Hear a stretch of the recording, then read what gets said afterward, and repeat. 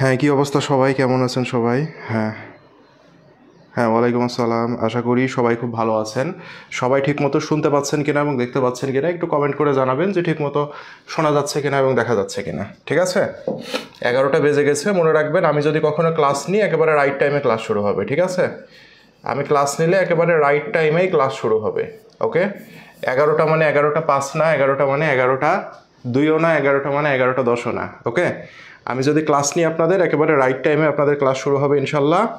এবং যতটুকু time class নিব অতটুকু টাইমই আপনাদের জন্য ইফেক্টিভ হবে ক্লাসটা। ঠিক আছে? যতটুকু টাইম আপনাদের সামনে আমি থাকবো কথা বলবো তার 99% সময়ই আপনাদের জন্য ইফেক্টিভ হবে, এতটুকু গ্যারেন্টি দিয়ে আমি ক্লাস শুরু করতে যাচ্ছি। ওকে?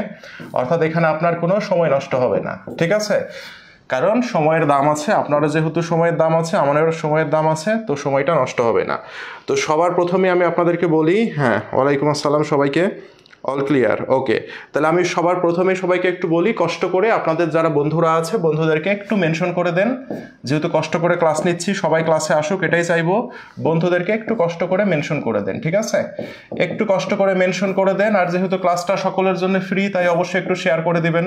কারণ এতটুকু দাবি তো করতেই পারি আপনাদের কাছে, তাই না? এত কষ্ট করে আপনাদেরকে পরীক্ষা নিচ্ছি, প্রতিদিন একটা করে সুন্দর সুন্দর যে পিডিএফ শিটগুলো আপনাদেরকে দিয়ে দিচ্ছি। অন্যরা হলে এই পিডিএফ দিয়ে বই বের করে বিক্রি করতো, সেখানে আপনাদেরকে পিডিএফ দিয়ে দিচ্ছি, সুন্দর সুন্দর ক্লাস নিচ্ছি, তারপরে ফাইনাল সাজেশন দিয়ে দিচ্ছি, পরীক্ষা নিচ্ছি, ক্লাসের লিঙ্ক দিয়ে দিচ্ছি। তো সেই জায়গা থেকে এতটুকু দাবি তো করতেই পারি, তাই না? তো সবাই যেটা একটু করবেন, আমি দেখতে পাচ্ছি 75 জন জয়েন হয়েছে আমাদের সাথে। ওকে, সবাই একটু শেয়ার করে দেন। গ্রুপটা অবশ্যই পাবলিক গ্রুপ আছে, সবাই একটু শেয়ার করে দেবেন এবং মেনশন করে দেবেন। আজকে আমরা মেনলি কি পড়বো? আজকে মেনলি আমরা অ্যাকাউন্টিং। ঠিক আছে? মেনলি আমরা অ্যাকাউন্টিং এর একেবারে প্রথম থেকে শুরু করব। অ্যাকাউন্টিং ফার্স্ট পেপারের প্রথমের দিকে যে চ্যাপ্টারগুলো আছে এখান থেকে আমরা এমন করে প্রিপারেশন নিব যাতে করে 20 মার্কস কমপ্লিট হয় আমাদের। ওকে? 20 মার্কস আমরা কমপ্লিট করব। এখান থেকে কি ধরনের প্রশ্ন আসতে পারে সেগুলো দেখাবো, প্লাস একেবারে বেসিকটা দেখাই দিব। লাস্টে আপনাদের জন্য কিছু সৃজনশীল দিয়ে দিয়েছি, হোমওয়ার্ক হিসাবে থাকবে। এবং এই সৃজনশীলগুলোই আপনারা কি করবেন? এই সৃজনশীলগুলো আপনারা ফাইনাল প্রিপারেশনের জন্য করে যাবেন, এর বাইরে আর কিছু করা লাগবে না। ক্লিয়ার ভাইয়া? অর্থাৎ ক্লাস হবে একটা, ক্লাসে একেবারে বেসিক থেকে আমি দেখাই দিব, কি ধরনের প্রশ্ন আসতে পারে সেটা উপস্থাপন করে দিব। সেই সাথে সাথে কিছু প্রশ্ন প্র্যাকটিসের জন্য আপনাদেরকে দিয়ে দিব। এই প্রশ্নগুলোই প্র্যাকটিস করে যাবেন পরীক্ষার আগের দিন এবং এখন থেকে। এর বাইরে আর কোনো কিছু আপনাকে দেখতে হবে না, জানতে হবে না, শুনতে হবে না। অর্থাৎ আমার যে ক্লাস, এই ক্লাস মানে final suggestion for this chapter. Clear ভাইয়া? সবাই সবাই বুঝতে পেরেছেন আমার কথা? সবাই কি আমার কথা বুঝতে পেরেছেন? অর্থাৎ আমি প্রতিদিন আপনাদের যা ক্লাস নিব এটাই আপনাদের ফাইনাল সাজেশন। এই ক্লাসের বাইরে আপনাদের আর কিছু দেখার দরকার নাই। CQ, accounting CQ. ক্লিয়ার ভাইয়া? ওকে। তো সেই জন্য খুব ভালো করে দেখতে হবে, শুনতে হবে, ক্লাসগুলো দেখতে হবে, শুনতে হবে এবং করতে হবে। দেখেন দেখেন আপনাদের একটা পরীক্ষায় ক্লাস শুরু করলাম। ওকে? মোটামুটি 100 জনের মতো করে দেন, ক্লাস শুরু করি। প্রথমে আমাদের যেটা আসবে সেটা হচ্ছে প্রারম্ভিক জাবেদা এবং প্রারম্ভিক মূলধন নির্ণয়। এখানে যাতে একটা কি ঝামেলা আছে, তাই না ভাইয়া? কি এখান থেকে কি 2 মার্ক তো নিশ্চিত নাকি? এখন আমি যেটা শিখাবো এখান থেকে 2 মার্কস নিশ্চিত আপনাদের। ওকে? এখন যা শিখাবো এখান থেকে আপনাদের 2 মার্ক নিশ্চিত। এখান থেকে এমন কোনো বোর্ড নাই যারা প্রশ্ন করে না, এমন কোনো বোর্ড নাই যারা প্রশ্ন করে না। ঠিক আছে? তো সেই জন্য ভাইয়া আমি যেটা শেখাবো সেটা হচ্ছে এখান থেকে 2 মার্ক আমরা নিশ্চিত করে আসব। এই জায়গাতে আমাদের একটা প্যাচ লাগে, তাই না ভাইয়া? ঋণ থাকলে কি হবে, প্রদেয় হিসাব থাকলে কি হবে, ভাইয়া মূলধন নির্ণয় করছি, জাবেদা কি হবে, ঝামেলা না? এক কথায় সব শেষ করে দেবো। ক্লিয়ার ভাইয়া? আচ্ছা, এখানে অনেকে অনেক রকম প্রশ্ন করছেন যে সিকিউতে সমস্যা না, এমসিকিউতে সমস্যা, ভাই এত প্রশ্ন করলে ক্লাস করার দরকার নাই। ঠিক আছে? আপনার কোথায় সমস্যা আমি জানি। ঠিক আছে? কারণ আপনার মতো 10টা ব্যাচকে পার করা হয়েছে, করে এখানে এসে আপনার সামনে ক্লাস নিচ্ছি। তো সেই জায়গাটা কি করতে হবে না করতে হবে সেটা আমার দায়িত্ব। সিকিউ এমসিকিউ সব সলভ করাই দিব। আপনি আজকের ক্লাস থেকে অনেক কিছু জানেন না, আপনাকে আমি গ্যারান্টি দিচ্ছি আজকের ক্লাসে আপনি অনেক কিছু জানেন না। আজকে আমি যা শেখাবো তার 30% আপনি জানেন, 70% জানেন না। এই জিনিসগুলো আজকে শিখে নেবেন, পরীক্ষার হলে ভুল করবেন না। কারণ আপনার জানা যতটুকু, এখানে 10% স্টুডেন্ট বাদে, 10% স্টুডেন্ট বাদে আপনাদের যে 90% স্টুডেন্ট আছেন তাদের আমি গতি জানি। কারণ তারা যেরকম পড়াশোনা করেছেন তারা 10-এ 4 পাওয়ার মতো পড়াশোনা অবস্থায় আছে আপনার প্রিপারেশন। ঠিক আছে? তো আজকের ক্লাসটা করেন, দেখবেন যে 10-এ 9-10ই পাবেন। ঠিক আছে? এতটুকু আপনাদেরকে বলি। দেখেন তাহলে দেখি আমরা প্রারম্ভিক জাবেদা। দেখেন এখন প্রারম্ভিক জাবেদায় যে ব্যাপারটা হয়, এখান থেকে 100% পরীক্ষায় আসবে, ভালো করে বোঝার ট্রাই করেন। মিস্টার রিয়া 30,000 টাকার আসবাবপত্র, 20,000 টাকার ব্যাংক জমা এবং 10,000 টাকা নিয়ে ব্যবসা শুরু করেন। এখন এখান থেকে আপনাদের দুইটা প্রশ্ন আসতে পারে। নাম্বার ওয়ান হচ্ছে প্রারম্ভিক জাবেদা দাও, ওকে, এটা একটা বলতে পারে। নাম্বার 2 বলতে পারে যে প্রারম্ভিক মূলধন কত, ওকে, প্রারম্ভিক মূলধন কত। এই দুইটার যে কোনো একটা প্রশ্ন আপনি পাবেন এখান থেকে, 100% আসবে। এখন দেখেন, আমাকে জানতে হবে যে মূলধন কাকে বলে, আমাকে জানতে হবে যে মূলধন কাকে বলে। ক্লিয়ার ভাইয়া? আমাকে জানতে হবে মূলধন কাকে বলে।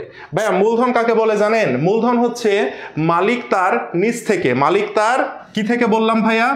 মালিক তার নিজে থেকে, নিজের হতে হবে, ঠিক আছে? মালিক তার নিজে থেকে যা কিছু কি করবে? ব্যবসাতে নিয়ে আসবে।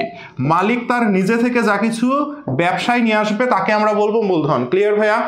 মালিক তার নিজে থেকে, অর্থাৎ মালিক যেটাই নিয়ে আসুক না কেন ব্যবসাতে, অনেক কিছু নিয়ে আসতে পারে, কিন্তু যদি সেই জিনিসটা তার কি হয়? নিজের হয়। এই কথাটা ইম্পর্টেন্ট। যদি সেই জিনিসটা তার নিজের হয় তবে তাকে আমি বলবো মূলধন। ক্লিয়ার ভাইয়া? তাহলে এখানে দেখেন তো, আমরা যদি এখান থেকে বলে যে প্রারম্ভিক মূলধন কত, তাহলে দেখি তো 30,000 টাকার আসবাবপত্র, 20,000 টাকার ব্যাংক জমা, 10,000 টাকার পণ্য নিয়ে ব্যবসা শুরু করে, তাই না? তাহলে এই 30,000 টাকাও মালিকের নিজের, 20,000 টাকা ব্যাংক জমাও মালিকের নিজের, 10,000 টাকার পণ্য মালিকের নিজের। কি করে বুঝলাম নিজের? কিছু তো বলা নাই, দ্যাট মিনস মালিকের নিজেরই ধরে নিব।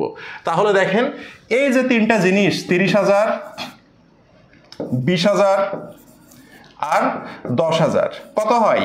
60,000। এই 60,000ই হবে আমার কি ভাইয়া? এই 60,000ই আমার হবে প্রারম্ভিক মূলধন। ক্লিয়ার? এই 60,000 টাকায় আমার কি হবে? প্রারম্ভিক মূলধন হবে। ভাইয়া এটা তো পারি, কোনো সমস্যা নাই। আচ্ছা নেক্সটে যাই ভাইয়া। দেখেন এবার কি বলছে, দেখেন 30,000 টাকার আসবাবপত্র, 20,000 টাকার ব্যাংক জমা, 10,000 টাকার পণ্য এবং 15,000 টাকা ব্যাংক ঋণ নিয়ে ব্যবসা শুরু করেন। এখন এই জায়গাতে যে আপনাদের ঝামেলা হবে, এখানে যদি আপনাকে বলে প্রারম্ভিক মূলধন নির্ণয় করো, কি নির্ণয় করো? প্রারম্ভিক মূলধন বের করবো আমরা, ঠিক আছে? আসবে এটা পরীক্ষায়। তাহলে ভাইয়া দেখেন তো, এই যে এটা হচ্ছে একটি কি দেয়া আছে? লেনদেন দেয়া আছে, তাই না? এটি হচ্ছে একটি লেনদেন দেয়া আছে। তাহলে লেনদেন থেকে আমরা যখন প্রারম্ভিক মূলধন নির্ণয় করব, তখন মালিকের নিজের কি কি আছে এখানে দেখি তো ভাইয়া। এখানে মালিকের নিজের কি আছে দেখেন তো। এই যে আসবাবপত্র মালিকের নিজের, 20,000 টাকা ব্যাংক জমা মালিকের নিজের, আর 10,000 টাকার পণ্য মালিকের নিজের। কিন্তু ভাইয়া দেখেন তো, এই যে 15,000 টাকার ব্যাংক ঋণ, এই 15,000 টাকার ঋণ এটা কি মালিকের নিজের ভাইয়া? বলেন তো, এই 15,000 টাকা কি মালিকের নিজের? এই 15,000 টাকা কি বলেছে? ব্যাংক ঋণ। ব্যাংক ঋণ মানে কি ভাইয়া? ঋণ মানে হচ্ছে ধার করে নিয়ে আসা। ঋণ মানে কি? ঋণ মানে হচ্ছে ধার করে নিয়ে আসা। তাহলে আমরা যদি কোনো কিছু ধার করে নিয়ে আসি, তাহলে সেটাকে কি আমরা মূলধন বলতে পারবো? এটা অবশ্যই মূলধন হবে না। কেন ভাইয়া? এটা হচ্ছে সে ধার করে নিয়ে এসেছে। ধার করা, ধার করা মানে কি? মালিকের নিজের না। ধার করা মানে কি? মালিকের নিজের নয়। ক্লিয়ার ভাইয়া? মালিকের নিজের নয়, ওকে, মালিকের নিজের নয়। আর আমরা মূলধন মানে কি শিখেছি? মালিকের নিজের হতে হবে। মূলধন হইতে হলে কি করতে হবে? মালিকের নিজের হতে হবে, তাই না? তাহলে আমাকে যদি বলে প্রারম্ভিক মূলধন নির্ণয় করো, তাহলে মালিকের নিজের কি কি এখানে? মালিকের নিজের হচ্ছে আসবাবপত্র। কত? ভালো করে বুঝেন, হ্যাঁ, ইজি হয়ে যাবে। তারপরে কি? ব্যাংক জমা। আর কি আছে ভাইয়া? পণ্য, তাই না? 10,000। এই তিনটা হচ্ছে মালিকের নিজের। ভাইয়া এই তিনটাকে যোগ করে দেন, তাহলে আপনি প্রারম্ভিক মূলধন পেয়ে যাবেন। এই তিনটাকে আপনি কি করবেন? যোগ করে দিবেন, তাহলে আপনি প্রারম্ভিক মূলধন পেয়ে যাবেন। ক্লিয়ার ভাইয়া? ক্লিয়ার সবাই? সবাইকে ক্লিয়ার? তাহলে প্রারম্ভিক মূলধন মানে কি ভাইয়া? প্রারম্ভিক মূলধন মানে মালিকের যা নিজের, সেগুলোকে যোগ করে দিলে প্রারম্ভিক মূলধন হয়ে যাবে। Concept clear? তাহলে এখানে আমরা অনেকে বলি যে এই যে নগদের সাথে যোগ করব আবার মাইনাস করব, এত ঝামেলা করার দরকারই নাই। ঋণ তো মালিকের নিজের না, তাহলে ঋণ বাদ দিয়ে দেন।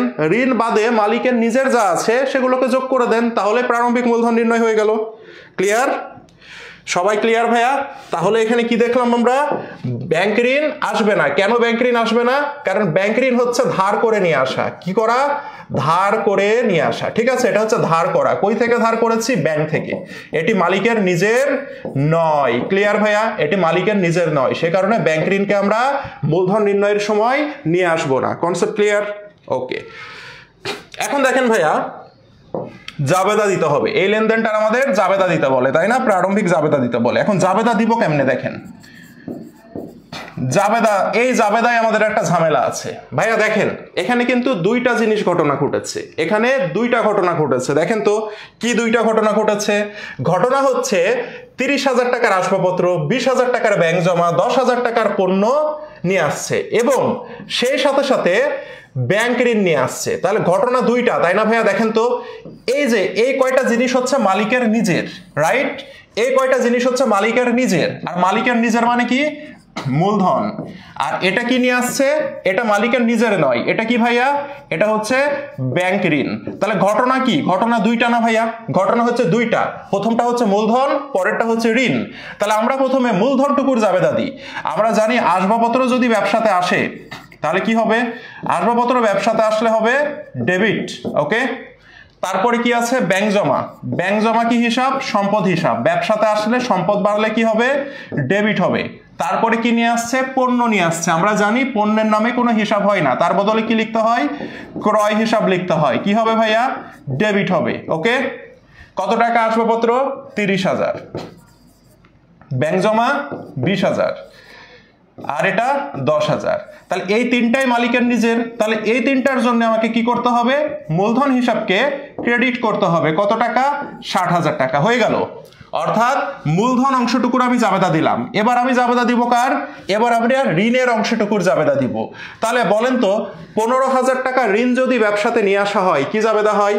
ঋণ যদি ব্যবসাতে নিয়ে আসা হয় তাহলে আপনি লিখবেন নগদান হিসাব ডেবিট, আর কি করবেন? ব্যাংক ঋণ ক্রেডিট, দায় বাড়লো। ব্যাংক ঋণ ক্রেডিট, দায় বাড়লো। ঠিক আছে ভাইয়া? ঘটনা কিন্তু এখানে দুইটা হচ্ছে, তাই না? এখানে কিন্তু ঘটনা দুইটা হচ্ছে। এখন কথা হচ্ছে ভাইয়া, এখানে ব্যাংক জমা না থেকে যদি এখানে নগদান হিসাব থাকতো, নগদান হিসাব থাকতো, তা আপনি যদি চান, এই লেনদেনটাতে আমরা যেটা ভুল করি সেটা হচ্ছে আপনি যদি চান যে এটার জন্য দুইটা জাবেদা দিবেন, এটা একটা জাবেদা, এটা একটা জাবেদা, অর্থাৎ মূলধনের জন্য একটা জাবেদা দিবেন, আবার ঋণের জন্য একটা জাবেদা দিবেন, তাহলে আপনি দুইটা জাবেদাই দিতে পারেন। তাহলে এখানে আপনার কি হবে না? ভুল হওয়ার সম্ভাবনা থাকবে না। আবার আপনি যদি মনে করেন না আমি একসাথে জাবেদা দিব, তাহলে দেখেন ঘটনাটা কি হইলো। নগদান হিসাব ডেবিটে আছে 20,000, এখানেও নগদান হিসাব ডেবিট হইলো। তার মানে দুইবার নগদান হিসাব না লিখে আমরা যদি এই 10,000 টাকা এর সাথে অ্যাড করে দিই, হয়ে গেল। আর এখানে যে ব্যাংক ঋণ হিসাব, মূলধনের নিচে ব্যাংক ঋণ লিখে দেন, ক্রেডিট 10,000, সেটাও হবে। তো আপনারা যারা এই যে যোগ করতে ভুলে যান তাদের জন্য আমি বলবো আপনি দুইটা জাবেদা দেন, কোনো সমস্যা হবে না, একটা নাম্বারও আপনার কাটবে না। ক্লিয়ার? মূলধনের জন্য একটা জাবেদা, ঋণের জন্য একটা জাবেদা। আমি কি বোঝাতে পেরেছি ভাইয়া? বলেন তো, আপনি দুইটা জাবেদা দিতে পারেন। দুইটা জাবেদা কি? দেখেন এগুলো হচ্ছে মালিকের নিজের, আসবাবপত্র, ব্যাংক জমা এবং পণ্য মালিকের নিজের। তো মালিক নিজ থেকে জানিয়ে আসে সেটা হচ্ছে মূলধন। এই মূলধনের জন্য একটি জাবেদা দেন, আর 15,000 টাকা ব্যাংক ঋণ নিয়ে ব্যবসা শুরু করে এই ব্যাংক ঋণের জন্য আপনি আরেকটা জাবেদা দেন, সেটাও হবে, কোনো সমস্যা নাই ভাই, আপনার একটা নাম্বারও কাটবে না। ক্লিয়ার? আমি কি বোঝাতে পেরেছি? তাহলে যাদের এই ঋণের নিয়ে ঝামেলা হয় তারা দুইটা জাবেদা দেন, মূলধনের একটা দিবেন, ঋণের একটা দিবেন। আর যারা আগেরটা বুঝেন তারা তো ওইভাবেই দেন, কোনো সমস্যা নাই। তাহলে প্রারম্ভিক মূলধন কি আমরা নির্ণয় করতে পেরেছি ভাইয়া? ওকে, এখন দেখেন ঘটনা হচ্ছে আরেকটা জিনিস। দেখেন এর আগে যেটা আমরা দেখলাম ভাইয়া, এটা কি বলেন তো? এটা লেনদেন না? এটা হচ্ছে লেনদেন। দেখেন এটা হচ্ছে লেনদেন। দেখেন এত টাকার আসবাবপত্র, এত টাকার এই নিয়ে ব্যাংক নিয়ে ব্যবসা শুরু করেন, দ্যাট মিনস এটা দেখে আমরা বুঝতে পারছি এটি একটি লেনদেন। কিন্তু এই প্রশ্ন আসে দুইভাবে। কয়ভাবে? দুইভাবে। নাম্বার ওয়ান, লেনদেন দিয়ে প্রশ্ন আসে। তো এর আগে আমি যেটা দেখাইলাম সেটা লেনদেন দিয়ে, আর নাম্বার 2 আসে হচ্ছে হিসাব দিয়ে। কি দিয়ে? হিসাব দিয়ে, হিসাব বা উদ্বৃত্ত দিয়ে, হিসাব বা উদ্বৃত্ত দিয়ে বা জের দিয়ে। ক্লিয়ার ভাইয়া?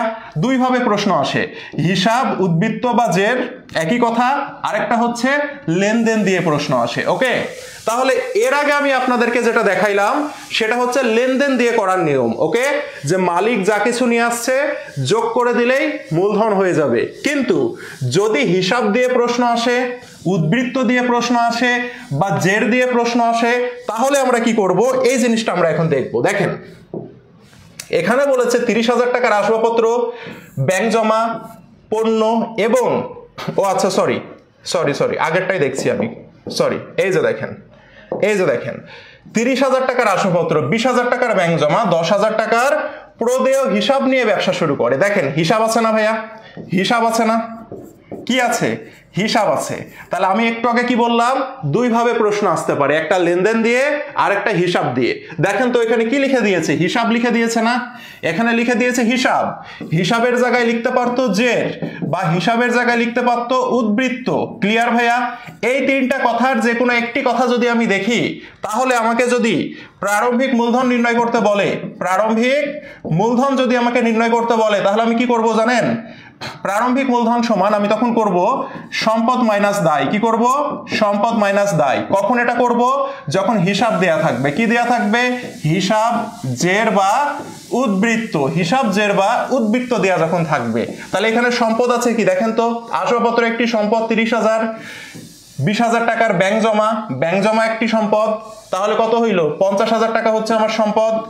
এখান থেকে আমি মাইনাস করব কাকে? দায়কে মাইনাস করব। দেখেন 10,000 টাকার কি? প্রদেয় হিসাব। তাহলে 10,000 টাকার প্রদেয় হিসাব দায়কে মাইনাস করেন, তাহলে যেটা থাকবে এই যে 40,000 টাকা, এই 40,000 টাকায় তখন আপনার কি হবে? প্রারম্ভিক মূলধন হবে। ক্লিয়ার ভাইয়া? সবাই বলেন, সবাই কি বুঝছেন? সবাই কি বুঝতে পেরেছেন ভাইয়া? সবাই কি বুঝতে পেরেছেন? বা আমাদের সব স্যারেরা ক্লাসে উপস্থিত, আলহামদুলিল্লাহ। শহীদ স্যার, আমির স্যারকে সালাম, স্যাররা শেয়ার করে শেষ করে দিচ্ছে।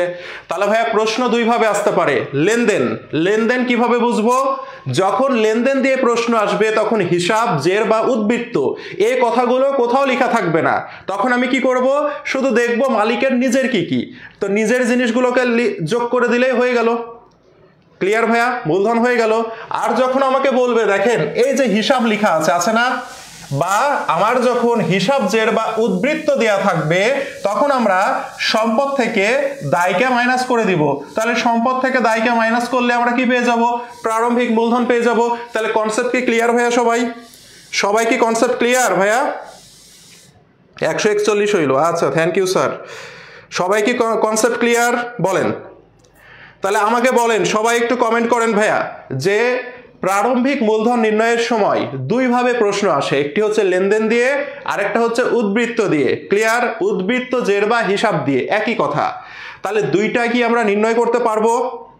ওকে, ভেরি গুড।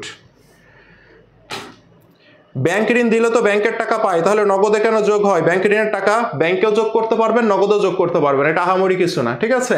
ব্যাংক জমাও সম্পদ, নগদও সম্পদ, তো সে এটা নিয়ে অযথা যুদ্ধ করে লাভ নাই, আপনি যেটা করবেন সেটাই রাইট। ক্লিয়ার? ওকে। তাহলে ভাইয়া এটার যদি জাবেদা করতে বলে, যেহেতু এখানে হিসাব দেয়া আছে, তাহলে হিসাবের যদি জাবেদা করতে বলে কেমনে করব? 30,000 টাকার আসবাবপত্র, তাহলে কি হবে? আসবাবপত্র হিসাব ডেবিট, সম্পদ কি হবে? ডেবিট হবে। কত টাকা? 30,000। 20,000 টাকার ব্যাংক জমা, তাহলে ব্যাংক জমা ডেবিট, কত? 20,000। আর কি বলেছে ভাইয়া? প্রদেয় হিসাব 10,000। ভাইয়া প্রদেয় হিসাব দায় না? দায় হইলে কি হয়? ক্রেডিট হয় না? দায় হইলে কি হয়? ক্রেডিট হয় 10,000। আর কি হবে ভাইয়া? মূলধন হিসাব আসবে। ভাইয়া মূলধন কি করে যেন নির্ণয় করে? সম্পদ দুইটা যোগ করেন 50,000, এখান থেকে দায় 10,000 বাদ দেন কত হয়? 40,000। এই যে হয়েছে ভাইয়া। এটা হচ্ছে হিসাব যদি দেয়া থাকে, হিসাব, উদ্বৃত্ত বা জের যদি দেয়া থাকে, তাহলে তার কি করলাম? তার আমরা প্রারম্ভিক জাবেদা করলাম। সবাই কি বুঝছি ভাইয়া? বলেন, সবাই কি বুঝছি?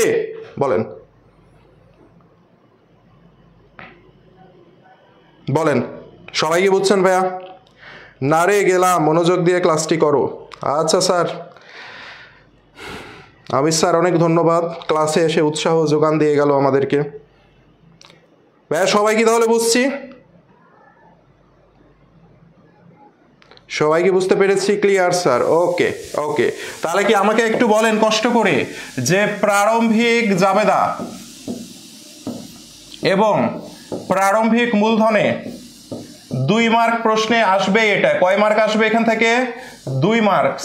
যারা ক্লাসটি করলেন এই 2 মার্ক কি নিশ্চিত হইল 100%? বলেন, এই 2 মার্ক কি 100% নিশ্চিত হয়েছে না হয়নি? বলেন ভাইয়া, এই 2 মার্ক কি 100% নিশ্চিত হয়েছে? ওকে ওকে, শহীদ স্যার বলছে 100% clear. Okay sir, thank you. দেখেন মাশাআল্লাহ, না বোঝার কিছু নাই, সব ক্লিয়ার। ওকে দেখেন ভাই, এখন আমরা লিখেছি কি দেখেন, ক্রয় বিক্রয় সংক্রান্ত সমস্যা সমাধান। ভাইয়া ক্রয় বিক্রয় সংক্রান্ত সমস্যা আমাদের পরীক্ষায় 100% আসবে। এখান থেকে একটি লেনদেন আপনি পাবেনই, কমপক্ষে একটি বা 2টি লেনদেন আপনি পাবেন। ওকে, তো এখান থেকে আমাদের যে সমস্যাগুলো হয় দেখেন, 10,000 টাকার পণ্য ক্রয় করা হলো। ভাইয়া না পারার কিছু নাই। দেখেন একটা কথা বলি, পণ্য যখন থাকবে তখন ক্রয় বিক্রয়ের নামে হিসাব হবে। অনেকে এটা আমরা বুঝি না। হ্যাঁ, পণ্য যখন থাকবে অর্থাৎ পণ্য ক্রয় বিক্রয় করা হলে ক্রয় বিক্রয়ের নামে হিসাব হবে। আর সম্পদ যদি আমরা ক্রয় বিক্রয় করি তাহলে সম্পদের নামে হিসাব হবে। মনে থাকবে, সম্পদের নামে হিসাব হবে। এটা কি আমরা ক্লিয়ার ভাইয়া? এই বেসিকটা অনেকে আমরা বুঝি না। কি বুঝি না ভাইয়া? দেখেন আমাদেরকে বলেছে যন্ত্রপাতি ক্রয়। ওকে, এখন আমরা অনেকে এটাকে ভুলে যায় যে ভাইয়া যন্ত্রপাতি হিসাব লিখবো না ক্রয় লিখবো। এটা অনেকের না, এটা আমারও হইতো, এই সমস্যাটা আমারও হইতো। আমি বুঝতাম না, 9-এ যখন পড়তাম বুঝতাম না। ঠিক আছে, তো এই জায়গাতে দেখেন যন্ত্রপাতি ক্রয়। ভাইয়া কি ক্রয়? যন্ত্রপাতি। যন্ত্রপাতি কি? যন্ত্রপাতি হচ্ছে সম্পদ। যন্ত্রপাতি কি? সম্পদ। তাহলে কি লিখেছি? সম্পদ কিনলে সম্পদের নামে হিসাব হবে। তাহলে এই সম্পদের নাম কি? এই সম্পদের নাম হচ্ছে যন্ত্রপাতি। তাহলে লিখবো যন্ত্রপাতি ডেবিট, নগদান ক্রেডিট। ক্লিয়ার ভাইয়া? সবাই ক্লিয়ার? বলেন ওকে। আর এখানে কি বলেছে দেখেন তো, এখানে বলেছে পণ্য ক্রয়। তাহলে পণ্য ক্রয় করলে কি হবে? পণ্য ক্রয় করলে ক্রয়ের নামে হিসাব হবে। তাহলে ক্রয় হিসাব ডেবিট। কিছুই বলেনি, ধারে নগদে কিছুই বলা নাই। কিছু না বলা থাকলে, ব্যক্তির নাম না থাকলে সেটি অবশ্যই কিসে হবে? অবশ্যই নগদে হবে। ঠিক আছে, নগদান ক্রেডিট। ওকে ভাইয়া, নগদান ক্রেডিট। Clear concept? এটা খুবই বেসিক কনসেপ্ট ছিল। ঠিক আছে, এটা খুবই বেসিক কনসেপ্ট ছিল, এটা নিয়ে কথা বলবো না। দেখেন আপনাদের বোর্ডে একটা প্রশ্ন আসছে, দেখেন কাগজ কলম ও ক্যালকুলেটর ক্রয় এত টাকা। ভাইয়া এই জাবেদাটা সবাই করেন তো দেখি কি হবে। কাগজ কলম ও ক্যালকুলেটর ক্রয় 1000 টাকা। এই জাবেদাটা সবাই করেন তো দেখি। আপনাদের বোর্ডে আসা প্রশ্ন এটা হচ্ছে বিকিউ বোর্ড কোশ্চিন। ভাইয়া করেন তো, এটা কে পারে দেখি। ভাই এটা করেন তো, কে পারে দেখি। কাগজ কলম ক্যালকুলেটর ক্রয় কি হবে? রুবেয়া, তারামুন, আরোয়া, মনিহারি, ভেরি গুড, থ্যাংক ইউ ভাইয়া, থ্যাংক ইউ। এটা কি হবে? আমরা জানি কাগজ কলম ক্যালকুলেটর, এই যে ছোট ছোট যে জিনিসগুলো আছে এগুলোকে এক নামে বলা হয় মনিহারি হিসাব। কি বলা হয়? মনিহারি হিসাব। ঠিক আছে, মনিহারি বা অ্যাডমিশনে পড়বেন, এই মনিহারের আরেকটা নাম হচ্ছে সম্ভার। ওকে, তাহলে এই হিসাবটা কি হয়ে যাবে? ডেবিট হয়ে যাবে। ওকে, আর ক্রেডিট কি হবে? নগদান হিসাব ক্রেডিট। ওকে, তো এটা যারা জানেন না একটু সুন্দর করে জেনে রাখেন। কনসেপ্ট ক্লিয়ার ভাইয়া? আজকের ক্লাসটা পুরাই বেসিকের উপরে ক্লাস হবে। যাদের বেসিকে খুব দুর্বল আছে তারা শিখে নেন, অ্যাডমিশন টেস্টে হেল্প পাবেন। সেই সাথে সাথে আপনারা এই যে ছোটখাটো যাদের ভুল আছে সেগুলো শিখে নেবেন। ঠিক আছে, তাহলে মনিহারি ডেবিট, তাই না? তাহলে মনিহারি কি হিসাব? ব্যয় বৃদ্ধি, তাই না? এখানে ব্যয় বৃদ্ধি পেল। আর এখানে কি হইলো? নগদান হিসাব ক্রেডিট, মানে কি? সম্পদ হ্রাস, তাই না ভাইয়া? সম্পদ কি হয়ে যাবে? কমে যাবে। ভাইয়া বলেন তো, ব্যয় যদি বৃদ্ধি পায় তাহলে মালিকানা সত্ত্ব কি হয়? কমে যায় না? তাহলে এটা হিসাব সমীকরণের পরিবর্তন কি হবে? সম্পদ মাইনাস মালিকানা সত্ত্ব মাইনাস। ক্লিয়ার ভাইয়া? সবাই কি বুঝছেন সমীকরণের পরিবর্তনগুলো? সমীকরণের পরিবর্তনগুলো কি সবাই বুঝলেন ভাইয়া? এই হিসাব সমীকরণের পরিবর্তন আছে না এই চ্যাপ্টারে? প্রশ্ন আসবে ট্যাবুলার ছক। এই যে ট্যাবুলার ছকে এটা লাগবে। ঠিক আছে, ট্যাবুলার ছকে এটা লাগবে। ওকে ওকে, নেক্সটে যাই। দেখেন কি বলেছে, এই যে যন্ত্রপাতি ক্রয়। তাহলে যন্ত্রপাতি ক্রয় মানে কি? যন্ত্রপাতি হচ্ছে সম্পদ। তো সম্পদ যদি আমরা ক্রয় করি তাহলে কি করতে হবে? সম্পদের নামে হিসাব লিখতে হবে। যন্ত্রপাতি কিনলে যন্ত্রপাতি নামক সম্পদ বৃদ্ধি পায়, আর সম্পদ বৃদ্ধি পেলে কি হবে? ডেবিট হবে। আর কি হবে ভাইয়া, নগদ নামক সম্পদ কমে যাবে। সম্পদ কমলে কি হয়, ক্রেডিট হয়। ক্লিয়ার সবাই? এগুলো আমরা সবাই পারি। তার মানে কি, সম্পদ একবার বাড়বে, সম্পদ একবার কমবে, তাই না? সম্পদ বাড়বে, সম্পদ কমবে। ওকে, এই যে দেখেন, বিক্রয়ের জন্য আসবাবপত্র ক্রয় এত টাকা। ভাইয়া এই জাবেদাটা সবাই করেন তো দেখি। এটাও আপনাদের বোর্ডে আসা প্রশ্ন, এটা সবাই করেন, ইম্পর্টেন্ট ইম্পর্টেন্ট এটা ভাইয়া, এটা করেন। এটা অ্যাডমিশন টেস্ট এবং এইচএসসি দুই জায়গাতেই আসে, অ্যাডমিশন এবং এইচএসসি দুই জায়গাতেই আসে ভাইয়া। এটা করেন তো সবাই দেখি,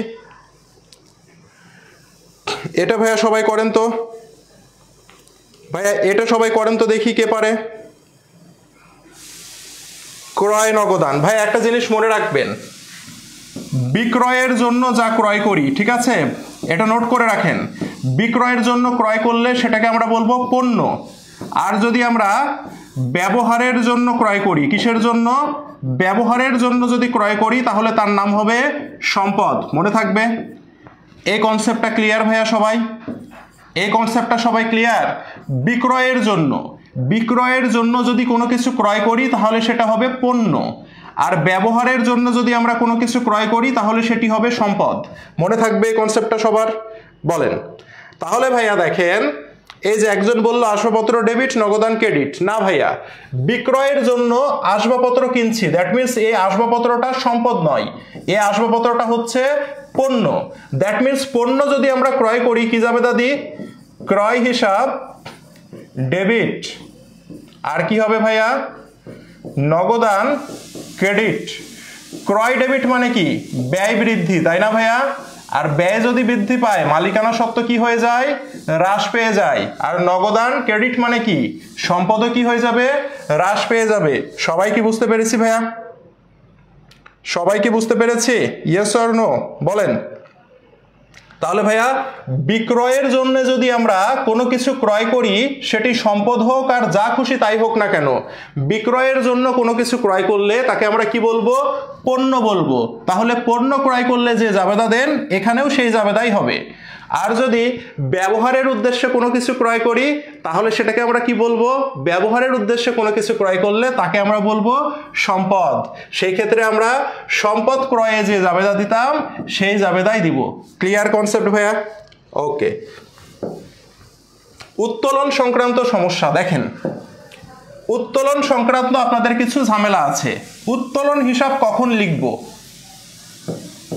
উত্তোলন হিসাব কখন লিখব, ঠিক আছে? দেখেন, উত্তোলন নামে হিসাব আমরা তখনই লিখব, হ্যাঁ, উত্তোলন হিসাব আমরা তখনই লিখব যখন মালিক উত্তোলন করে। কে উত্তোলন করে, মালিক উত্তোলন করে। ক্লিয়ার ভাইয়া? মালিক উত্তোলন করলে উত্তোলনের নামে হিসাব লিখব। আর উত্তোলন হিসাব লিখব না কখন, উত্তোলন হিসাব আমি লিখবো না, লিখবো না, ক্রস মানে হচ্ছে লিখবো না। কখন লিখবো না, যখন ব্যবসা উত্তোলন করে, ঠিক আছে? কে উত্তোলন করে, ব্যবসা উত্তোলন করলে উত্তোলন নামে হিসাব লেখা যাবে না। ওকে, তাহলে উত্তোলনের নামে হিসাব কখন লিখবো, যখন মালিক উত্তোলন করে। ক্লিয়ার ভাইয়া? বলেন। ক্লিয়ার ভাইয়া সবাই? বলেন। সবাইকে ক্লিয়ার হতে পেরেছি? তাহলে দেখি কি বলেছে। ব্যাংক থেকে উত্তোলন। ভাইয়া কে উত্তোলন করেছে? উত্তোলন করতে পারে দুইজন ব্যক্তি, একটা হচ্ছে ব্যবসা আর একটা হচ্ছে মালিক। ভাইয়া ব্যাংক থেকে উত্তোলন, কে উত্তোলন করেছে, ব্যবসা করেছে না মালিক করেছে? কিছু বলা নাই। তাহলে এমন সেন্সে আপনি মনে করবেন, যেহেতু আমি ব্যবসার হিসাব করতে বসেছি, তাহলে উত্তোলনটা করেছে কে, ব্যবসা প্রতিষ্ঠান উত্তোলন করেছে। তাহলে এখন আমাকে বলেন তো, ব্যবসা যদি উত্তোলন করে, উত্তোলনের নামে হিসাব হবে? উত্তর হচ্ছে উত্তোলনের নামে হিসাব হবে না। তাহলে ব্যাংক থেকে উত্তোলন, ব্যাংক থেকে কি উত্তোলন করা যায়, টাকা উত্তোলন করা যায়। দ্যাট মিনস টাকা বাড়বে ব্যবসার, ব্যবসাতে কি হবে, নগদ টাকা বাড়বে, নগদান হিসাব ডেবিট, সম্পদ বৃদ্ধি। আর কি হবে, ব্যাংক থেকে উত্তোলন, তার মানে ব্যাংকের টাকা কমবে, অর্থাৎ ব্যাংক হিসাব কি হয়ে যাবে, ব্যাংক হিসাব ক্রেডিট হয়ে যাবে, সম্পদ বৃদ্ধি, সম্পদ হ্রাস। ক্লিয়ার ভাইয়া সবাই? সবাই ক্লিয়ার? সবাই ক্লিয়ার এটা? ওকে। তাহলে আমরা দেখলাম কি ভাইয়া, ব্যাংক থেকে উত্তোলন কে উত্তোলন করতে পারে? উত্তোলন করতে পারে দুইজন ব্যক্তি, একটি হচ্ছে মালিক, একটি হচ্ছে ব্যবসা। তাহলে ব্যাংক থেকে উত্তোলন কিচ্ছু বলেনি, কিছু যদি ব্যাংক থেকে উত্তোলন না বলে, যেহেতু আমরা ব্যবসা প্রতিষ্ঠানের হিসাব করতে বসেছি, তার মানে আমি ধরে নিব উত্তোলনটা করছে ব্যবসা। ওকে ভাইয়া, ক্লিয়ার? ওকে, নেক্সটে যাই।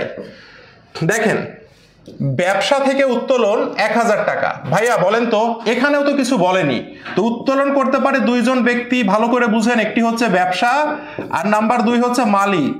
এখন ভাইয়া বলেন তো, ব্যবসা থেকে কি ব্যবসা কখনো উত্তোলন করতে পারে? আপনার কাছ থেকে কি আপনি কখনো টাকা ধার নিতে পারবেন? বলেন তো, সম্ভব? উত্তর হচ্ছে সম্ভব নাই। তার মানে ব্যবসা থেকে ব্যবসা তো উত্তোলন করবে না, ব্যবসা থেকে কে উত্তোলন করতে পারে? মালিক উত্তোলন করতে পারে। তার মানে কে উত্তোলন করলো? এটা দ্বারা বোঝাচ্ছে মালিক উত্তোলন করেছে। তাহলে মালিক যদি উত্তোলন করে তাহলে কি হবে ভাইয়া? উত্তোলন নামে একটি হিসাব হবে, উত্তোলন হিসাব, ডেবিট, মালিকানা সত্ত্ব কমে গেল। উত্তোলন ডেবিট মানে মালিকানা সত্ত্ব কমে যাওয়া। কি উত্তোলন করছে? টাকা উত্তোলন করছে। তার মানে ব্যবসার কি নগদ টাকা কমে গেল না? ব্যবসা থেকে নগদ টাকা কমে গেল, তার মানে সম্পদ হ্রাস। ভাইয়া সবাই কি কনসেপ্টটা ক্লিয়ার হয়েছে? সবাই কি কনসেপ্টটা ক্লিয়ার হয়েছে আমরা? হ্যাঁ, এটা হচ্ছে মালিক হবে। এই কনসেপ্টটা কি সবাই ক্লিয়ার হয়েছে? উত্তোলন ডেবিট, নগদান credit. Very good, thank you. না বুঝলে বলবেন। ওকে, এবার দেখেন কি বলেছে। পণ্য উত্তোলন 1000 টাকা। ভাইয়া মনে রাখবেন, পণ্য শুধুমাত্র মালিকই উত্তোলন করতে পারে। ক্লিয়ার ভাইয়া? পণ্য শুধুমাত্র কে উত্তোলন করতে পারে? মালিকই উত্তোলন করতে পারে। ব্যবসা কি পণ্য উত্তোলন করতে পারে? ব্যবসা কি পণ্য ব্যবহার করতে পারে? ব্যবসা কি মানুষ যে তার পণ্যের দরকার হবে? উত্তর হচ্ছে না। দ্যাট মিনস যদি শুধু বলে পণ্য উত্তোলন, দ্যাট মিনস পণ্য উত্তোলন কে করবে? পণ্য উত্তোলন মালিক করবে। তো মালিক যদি পণ্য উত্তোলন করে, মালিক উত্তোলন করলে আমরা কি লিখব? উত্তোলনের নামে হিসাব লিখব। তাহলে উত্তোলন ডেবিট, উত্তোলন করলে মালিকানা সত্ত্ব কমে যায়। ওকে ভাইয়া, কি উত্তোলন করছে? পণ্য উত্তোলন করছে। পণ্য যদি উত্তোলন করে তাহলে কি হিসাব হবে ভাইয়া? ক্রয় হিসাব হবে। ক্রয় হিসাব ক্রেডিট। এখন ক্রয় ক্রেডিট মানে কি? ক্রয় হচ্ছে একটি ব্যয় হিসাব, তাই না ভাইয়া? ক্রয় হচ্ছে একটি ব্যয় হিসাব। ব্যয় ক্রেডিট মানে কি? ব্যয় কমে যাওয়া, তাই না? এখন ব্যয় কমে গেলে কিন্তু মালিকানা সত্ত্ব কি হয়ে যায়? মালিকানা সত্ত্ব বেড়ে যায়। ঠিক আছে ভাইয়া? তাহলে এই যে দেখেন, পণ্য উত্তোলন, এটা ট্যাবুলার ছকে কি হয়? একবার মালিকানা সত্ত্বকে হ্রাস করে, একবার মালিকানা সত্ত্বকে বৃদ্ধি করে। অর্থাৎ একই ঘরে একবার প্লাস হবে 10,000, একই ঘরে একবার মাইনাস হবে 10,000। সবাই কি বুঝতে পেরেছি ভাইয়া এটা? বলেন তো, এটা কি আমরা সবাই বুঝতে পেরেছি না পারিনি? বলেন, এই জিনিসটা কি সবাই বুঝতে পেরেছি আমরা? একটু বলেন তো সবাই, এটা কি সবাই বুঝলাম? এই জিনিসটা আমরা ট্যাবুলার ছকে অনেকে ভুল করি। ঠিক আছে, যে ভাইয়া মালিকানা সত্ত্ব একবার বাড়ছে কমছে কেন? উত্তোলন করলে উত্তোলন বৃদ্ধি পায়, উত্তোলন বৃদ্ধি পেলে ডেবিট হয়। ওকে, আর উত্তোলন বাড়া মানে মালিকানা সত্ত্ব কমে যাওয়া। উত্তোলন করলে মালিকানা সত্ত্ব কমে যায়। ওকে, আর কি উত্তোলন করছে? পণ্য উত্তোলন করছে, তার মানে ব্যবসা থেকে পণ্য চলে যাচ্ছে। তো পণ্যের নামে তো হিসাব লিখতে পারবো না, দ্যাট মিনস ক্রয় চলে যাচ্ছে। ক্রয় চলে যাওয়া মানে কি? ব্যয় কমে যাচ্ছে। আর ব্যয় কমলে আমরা কি জানি? ব্যয় কমলে মালিকানা সত্ত্ব বেড়ে যায়। সেজন্য মালিকানা সত্ত্ব একবার বাড়বে, মালিকানা সত্ত্ব একবার কমবে। সবাইকে ক্লিয়ার ভাইয়া? সবাইকে ক্লিয়ার? সবাইকে ক্লিয়ার? ক্রয়টা বুঝলাম না স্যার। নগদান ভাই পণ্য উত্তোলন করছে, পণ্য উত্তোলন করলে কি নগদান হিসাব আসবে? পণ্য উত্তোলন করলে পণ্য হিসাব আসবে। তো অ্যাকাউন্টিং এ তো পণ্যের নামে হিসাব লেখা হয় না, তো পণ্যের বদলে ক্রয়ের নামে হিসাব লিখতে হবে, তাই না ভাইয়া? বলেন, সবাইকে বুঝছি ভাইয়া? ট্যাবুলার ছকে প্রবলেম হয়। ট্যাবুলার ছকে প্রবলেম কেন হবে? এই যে সমীকরণের পরিবর্তন তো দেখাই দিচ্ছি, সমস্যা নাই, টেনশন নিয়েন না, সব প্রবলেম সলভ হয়ে যাবে। ওকে, টেনশন নিয়েন না। ওকে, নেক্সটে যাই। দেখেন, জীবন বীমা প্রিমিয়াম প্রদান, আয়কর প্রদান। ভাইয়া জীবন বীমা কার জীবন? এটা জীবনটা কার? জীবনটা হচ্ছে মালিকের। জীবনটা কার? মালিকের। আয়কর কার আয়কর ভাইয়া? মালিকের আয়কর, তাই না?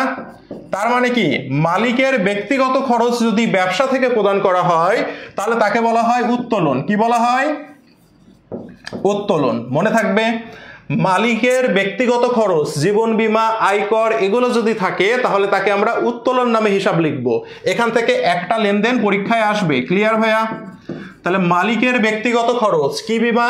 জীবন বীমা, আয়কর, এগুলো যদি প্রদান বলে তাহলে এগুলো উত্তোলনের নামে হিসাব লিখতে হবে। তাহলে এগুলো লেখার জন্য আপনাকে কি লিখতে হবে? ধরেন জীবন বীমা, আপনি লিখবেন জীবন বীমা, ঠিক আছে?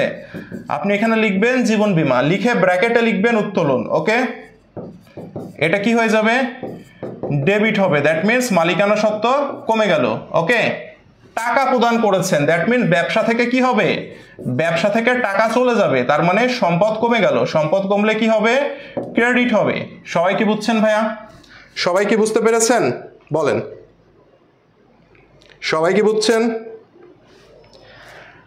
মালিকানা সত্ত্ব কেমনে বৃদ্ধি পায় হ্রাস পায় বুঝেন না? তো বিপদ। এই যে ওই এর মধ্যে কি আছে ভাইয়া? মূলধন। ওই মানেই তো মালিকানা সত্ত্ব, তাই না? ওই মানেই তো মালিকানা সত্ত্ব। তো মালিকানা সত্ত্বের মধ্যে আছে ওই মূলধন প্লাস আয় মাইনাস ব্যয় মাইনাস উত্তোলন, ঠিক আছে? এই বেসিক না জানলে তো বিপদ আপনার জন্যে। তো মূলধন হইলে মূলধনের আগে কি আছে? প্লাস আছে না? আয়ের আগে কি আছে? প্লাস আছে না? তার মানে মূলধন এবং আয় যদি হয় তাহলে মালিকানা সত্ত্ব বাড়বে। ব্যয়ের আগে মাইনাস আছে, উত্তোলনের আগে মাইনাস আছে, দ্যাট মিনস ব্যয় আর উত্তোলন যদি হয় তাহলে মালিকানা সত্ত্ব কি হবে? মালিকানা সত্ত্ব কমবে। বোঝা গেছে? বলেন, বোঝা গেছে ভাইয়া? সবাই কি বুঝছেন? সবাই কি বুঝছেন? না বুঝলে তো প্রবলেম এগুলো ভাই। ক্রয় হিসাব জাবেদায় আসে, এটা বুঝাই দেওয়া হয়েছে ভাই। ক্রয় হিসাব কখন আসবে আর কি হিসাব কখন আসবে এটা তো বুঝাই দিয়েছি, বুঝাইলাম না? পণ্য যদি থাকে ক্রয় আসবে। ওকে, পণ্য থাকলে ক্রয় আসবে, না হলে আসবে না, ঠিক আছে? না বুঝলে প্রবলেম তো। দেখেন, এর আগে ছিল জীবন বীমা, এখন কি বলেছে? বীমা প্রিমিয়াম প্রদান বা বীমা সেলামি প্রদান। এই কথা যদি বলে তাহলে কি এখানে কি উত্তোলন হিসাব লেখা যাবে? বলেন তো, এখানে কি উত্তোলন হিসাব লিখতে পারবো না পারবো না? বলেন। এর আগে দেখলাম জীবন বীমা প্রিমিয়াম প্রদান, এখন বলেছে বীমা প্রিমিয়াম প্রদান, তাহলে এখানে কি উত্তোলন হিসাব লিখতে পারবো ভাইয়া? বলেন। ভাইয়া এটা বীমা প্রিমিয়াম, দ্যাট মিনস এটা ব্যবসার বীমা। কার বীমা? এটা ব্যবসায়ের বীমা, এখানে তো জীবন বলেনি, তাই না? তাহলে ব্যবসার জীবন বীমা প্রিমিয়াম মানে এটি একটি খরচ, তাহলে আপনাকে লিখতে হবে বীমা খরচ। ওকে, তখন লিখতে হবে বীমা খরচ। বীমা খরচ কি হবে? ডেবিট হবে। এই যে, আর খরচ যেহেতু হইলো মালিকানা সত্ত্ব কি হয়ে যাবে? খরচ হইলে মালিকানা সত্ত্ব কমে যাবে। প্রদান করছেন কি ভালোবাসা দিয়ে প্রদান করবেন না টাকা দিয়ে? ব্যবসার ক্ষেত্রে ভালোবাসা চলেন না, টাকা দিয়ে প্রদান করতে হবে। তার মানে সম্পদ কি হয়ে যাবে? কমে যাবে। বুঝতে পেরেছেন? এই বীমা প্রিমিয়াম ইংরেজি শব্দ, যার বাংলা হচ্ছে সেলামি। ক্লিয়ার ভাইয়া? সবাই বুঝছেন? সবাই কি বুঝতে পেরেছেন? বলেন। রাইট, সবাই কি বুঝতে পেরেছেন? রাইট, বীমা খরচ। তাহলে এই জায়গাগুলোতে কনফিউশন হবে না। দেখেন, সুদ মঞ্জুর। ওকে, সুদ মঞ্জুর এই কথাটা মানে হচ্ছে আয় হিসাব। সুদ মঞ্জুর যদি বলে তাহলে এটি কি হিসাব হবে? আয় হিসাব হবে, ঠিক আছে? মনে থাকবে, ব্যাংক সুদ মঞ্জুর 1000 টাকা। সুদ মঞ্জুর বা মঞ্জুরিকৃত সুদ যদি বলে তাহলে এটি হবে আয় হিসাব। এটাকে আবার বলতে পারে ব্যাংক জমার উপরে সুদ। কি বলতে পারে? ব্যাংক জমার উপর সুদ। মনে থাকবে, ব্যাংক জমার উপরে সুদ। মনে থাকবে ভাইয়া? তাহলে ব্যাংক সুদ মঞ্জুর অথবা ব্যাংক জমার উপরে সুদ দুইটি একই কথা। এটার মানে হচ্ছে এই সুদটা হবে আয় হিসাব। ক্লিয়ার? আচ্ছা, এখন ব্যাংক যদি সুদ দেয় তাহলে আপনার আয় হবে। এটি ব্যাংক জমার সাথে যোগ হয়ে যায়। কার সাথে যোগ হয়ে যায়? ব্যাংক জমার সাথে যোগ হয়ে যায়। তাহলে ব্যাংক সুদ মঞ্জুর করলে আপনার ব্যাংক জমা বৃদ্ধি পাবে, দ্যাট মিনস সম্পদ বৃদ্ধি পাবে। সম্পদ বৃদ্ধি পেলে ডেবিট হবে। আর কি হবে ভাইয়া? যেহেতু এটি আয় হিসাব, দ্যাট মিনস ব্যাংক সুদ দিলে আয় বৃদ্ধি পাবে। আয় যেহেতু বৃদ্ধি পাবে সেজন্য আমরা লিখবো ব্যাংক সুদ হিসাব। আয় বৃদ্ধি পেলে কি হয়? আয় বৃদ্ধি পেলে মালিকানা সত্ত্ব বৃদ্ধি পায়, তাই না ভাইয়া? এই যে ঘটনা, সবাই কি বুঝতে পেরেছি ভাইয়া? বলেন। সবাই কি বুঝতে পেরেছি? তাহলে ব্যাংক সুদ মঞ্জুরের ঘটনা কি ক্লিয়ার হয়েছে ভাইয়া? ভাইয়া ব্যাংক সুদ মঞ্জুর কি ঘটনা কি ক্লিয়ার হয়েছে সবার? তাহলে খুব ভালো করে মনে রাখতে হবে, ব্যাংক সুদ মঞ্জুর বা ব্যাংক জমার উপর সুদ দুটি একই কথা। এটি হচ্ছে আয় হিসাব। এই আইটি যে জমা হয়ে যায় ব্যাংক জমার সাথে, সেজন্যে ব্যাংক জমা বা ব্যাংক হিসাব বৃদ্ধি পাবে, যেটি সম্পদ বৃদ্ধি পেলে হয় ডেবিট। আর ব্যাংক সুদ আমি তো বললাম আয় হিসাব, আয় বৃদ্ধি পেলে মালিকানা সত্ত্ব বৃদ্ধি পায়, মালিকানা সত্ত্ব বৃদ্ধি পেলে হয় ক্রেডিট। ক্লিয়ার ভাইয়া সবাই? ওকে, এখন ভাইয়া দেখেন এই যে ব্যাংক সুদ চার্জ, এর আগে বলেছিল মঞ্জুর, এখন বলেছে চার্জ মানে কর্তন। চার্জ করা মানে কি? কর্তন করা। মনে থাকবে, চার্জ করা মানে হচ্ছে কর্তন করা, ঠিক আছে? আচ্ছা, তাহলে ব্যাংক সুদ চার্জ বা কর্তন যদি বলে তাহলে এটি থাকলে হবে ব্যয় হিসাব। কি হিসাব হবে? এটি থাকলে হবে ব্যয় হিসাব। মনে থাকবে ভাইয়া? এখন ব্যয় হিসাব যদি হয় তাহলে ব্যয় বৃদ্ধি পাবে না, তাহলে আমরা লিখব ব্যাংক সুদ। কি লিখবো এখানে? ব্যাংক সুদ তখন হয়ে যাবে ব্যয় বৃদ্ধি। ব্যয় বৃদ্ধি পেলে মালিকানা সত্ত্ব হ্রাস পায়, আর ব্যয় বৃদ্ধি পেলে কি হয়? ডেবিট হয়। হইল? আর এই ব্যাংক সুদটা কর্তন করা হবে ব্যাংক জমা থেকে, তার মানে কি হয়ে যাবে? ব্যাংক জমা বা ব্যাংক হিসাব কি হয়ে যাবে? কমে যাবে। তাহলে সম্পদ কমে গেলে কি হবে ভাইয়া? সম্পদ কমে গেলে ক্রেডিট হবে। অর্থাৎ ব্যাংক সুদ মঞ্জুরের ঠিক উল্টা হচ্ছে এটা। সবাই কি বুঝতে পেরেছি ভাইয়া? সবাই কি বুঝতে পেরেছি? বলেন সবাই বুঝছি কিনা ভাইয়া এই জিনিসটা? একটু কমেন্টে জানান তো। তাহলে এই লেনদেনটাতেও আপনাদের কি হয়? এই লেনদেনটাতে আপনাদের ঝামেলা হয়। একটা হচ্ছে ব্যাংক সুদ মঞ্জুর আর একটা হচ্ছে ব্যাংক সুদ চার্জ। এই দুইটা লেনদেনের যে কোনো একটি লেনদেন আপনার পরীক্ষায় 100% আসবে, ঠিক আছে?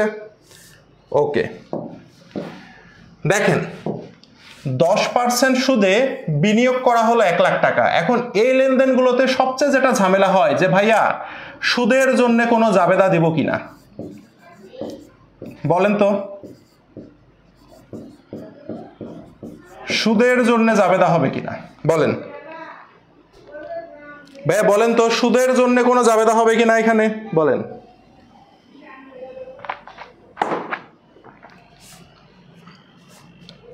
দেখেন কি বলেছে, 10% সুদে বিনিয়োগ করা হলো, সুদের জন্য জাবেদা হবে? বলেন সুদের জন্য জাবেদা হবে এখানে? বলেন বলেন তো।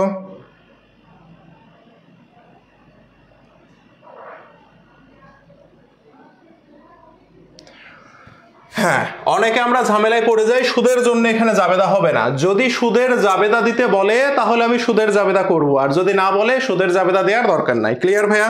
তাহলে এখানে সুদের কোনো জাবেদা হবে না। বিনিয়োগ করা হলো, বিনিয়োগ করলে কি হবে? বিনিয়োগ বৃদ্ধি পাবে। বিনিয়োগ করলে বিনিয়োগ বৃদ্ধি পাবে, তাহলে বিনিয়োগ কি হিসাব? বিনিয়োগ সম্পদ হিসাব। বিনিয়োগ বৃদ্ধি পেলে কি হবে? ডেবিট হবে। এখন বিনিয়োগ করবেন কি দিয়ে? টাকা দিয়ে না ভালোবাসা দিয়ে? অবশ্যই টাকা দিয়ে। সেজন্য ব্যবসা থেকে কি হয়ে যাবে? নগদ টাকা কমে যাবে। নগদ টাকা কমলে কি হয়ে যাবে? সম্পদ হ্রাস হইলে ক্রেডিট হবে। ক্লিয়ার? যেহেতু 10% সুদ বিনিয়োগ বলেছে, এটা অ্যাড করে দিবেন, ঠিক আছে? ক্লিয়ার ভাইয়া সবাই? সবাই ক্লিয়ার? Very good. কত টাকা লিখবেন? কত টাকা আছে ভাইয়া? বিনিয়োগ করেছেন কত টাকা? তত টাকাই লিখবেন। 1 লক্ষ টাকা। শুধুমাত্র বিনিয়োগের জাবেদা হবে। ক্লিয়ার সবাই? ওকে, এখন এখানে যদি বলতো বিনিয়োগের সুদ পাওয়া গেল বা বিনিয়োগের সুদ, এই কথাটা যদি বলতো বিনিয়োগের সুদ পাওয়া গেল, এটা যদি বলতো, ঠিক আছে, তাহলে আপনি বিনিয়োগের সুদের জাবেদা দিতেন। ওকে, বিনিয়োগের সুদ পাওয়া গেল কত টাকা? জাস্ট খালি বলেছে একই অঙ্কে বিনিয়োগের সুদ পাওয়া গেল, তাহলে 1 লাখ টাকা 10% করলে কত হয় ভাইয়া? 10,000 টাকা। তাহলে তখন আপনি বিনিয়োগের জাবেদা দিবেন। বিনিয়োগের সুদ কি হিসাব? আয় হিসাব। তাহলে বিনিয়োগের সুদ যখন পাবেন কি দিয়ে পাবেন? টাকা দিয়ে পাবেন। তারপরে নগদান হিসাব ডেবিট, সম্পদ বৃদ্ধি। আর বিনিয়োগের সুদ কি হিসাব বললাম? আয় হিসাব বললাম। দ্যাট মিনস কি হয়ে যাবে? বিনিয়োগের সুদ নামক আয় বৃদ্ধি পাবে। আয় বৃদ্ধি পেলে কি হবে? আয় বৃদ্ধি পেলে ক্রেডিট হবে। আর আয় বৃদ্ধি পেলে মালিকানা সত্ত্ব বৃদ্ধি হয়ে যায়। ক্লিয়ার ভাইয়া সবাই? সবাই বুঝছেন? রাইট।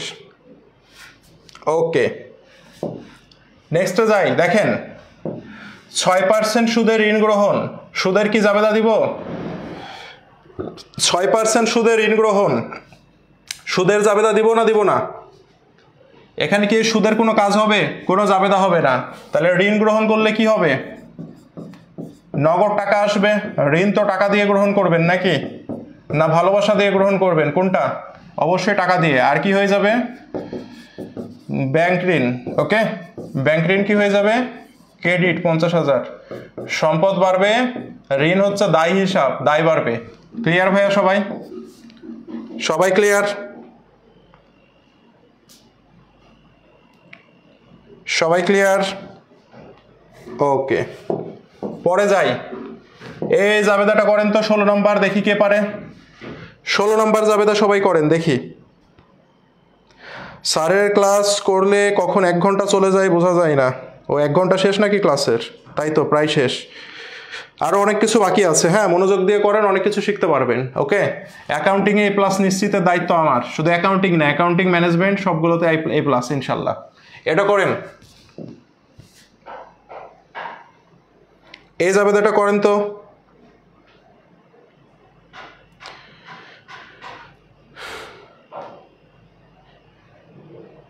কম্পিউটার হিসাব, নগদান হিসাব, আসবাবপত্র হিসাব, নগদান হিসাব, একটারও হয়নি ভাই। কম্পিউটার এটা দেওয়ার কারণই হচ্ছে আপনারা ভুল করবেন, ঠিক আছে, এই কারণে দিয়েছি, ঠিক আছে। এখানে কম্পিউটারের নামে কোনো হিসাব হয় না, কম্পিউটারের নামে কোনো হিসাব হয় না। কম্পিউটার, এসি, তারপরে রেফ্রিজারেটর, অর্থাৎ এই যে ইলেকট্রনিক যে জিনিসগুলো আছে, রেফ্রিজারেটর মানে হচ্ছে ফ্রিজ, ঠিক আছে, এই যে ইলেকট্রনিক যে জিনিসগুলো আছে, এসি মানে হচ্ছে এয়ার কন্ডিশন, ঠিক আছে, এই যে ইলেকট্রনিক যে জিনিসপত্রগুলো আছে, এই জিনিসপত্রগুলোর নামে হিসাব হয় না, এগুলোর নামে লিখতে হয় অফিস সরঞ্জাম। কি হিসাব লিখতে হয়? অফিস সরঞ্জাম হয়। যারা কম্পিউটার হিসাব লিখলেন তারা 0, তারা একটা বড় করে 0 পাবেন। ক্লিয়ার ভাইয়া? মনে থাকবে, এগুলোর জন্য লিখতে হবে অফিস সরঞ্জাম, রাইট, এগুলোর জন্য কি লিখতে হবে? অফিস সরঞ্জাম লিখতে হবে। তাহলে এটা জাবেদা কি হবে? জাবেদা হবে অফিস সরঞ্জাম, ওকে, অফিস সরঞ্জাম ডেবিট।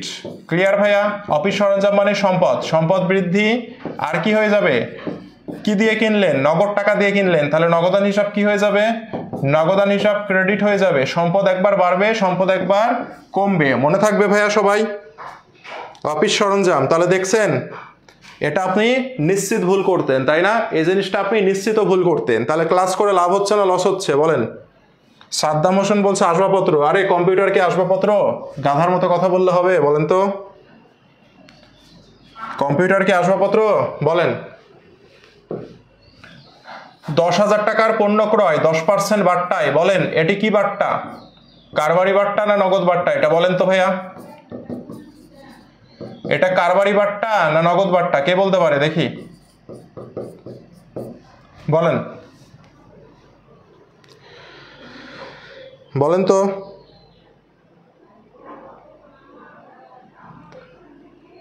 কতক্ষণ ক্লাস হবে? হ্যাঁ, কতক্ষণ ক্লাস হবে? এখানে আমার ক্লাসের কোনো কতক্ষণ নাই, যখন ক্লাস শেষ হয়ে যাবে তখনই ক্লাস শেষ।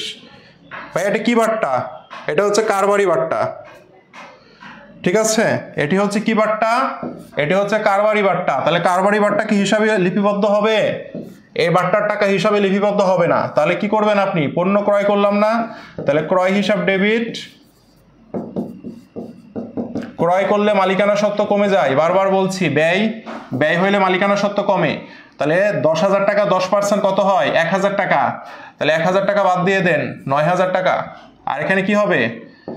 নগদান হিসাব ক্রেডিট, তাই না? সম্পদ কমে গেল কত টাকা? 9,000 টাকা। ক্লিয়ার ভাইয়া? পণ্য ক্রয় বিক্রয়ের সময়ে যদি কোনো বাট্টা থাকে তাহলে সেটাকে আমরা কি বাট্টা বলবো?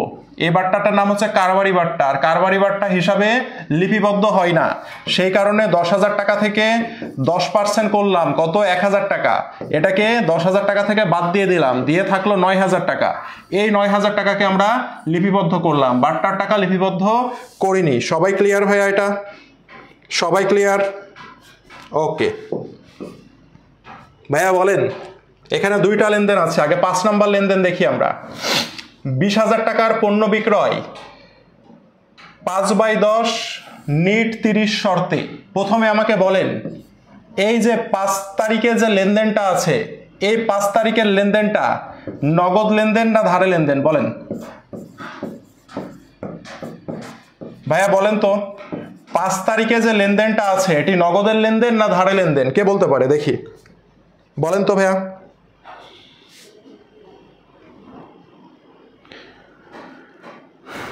ভাইয়া বলেন তো, এটা ধারে লেনদেন না নগদে লেনদেন, এটাকে বুঝতে হবে। হ্যাঁ,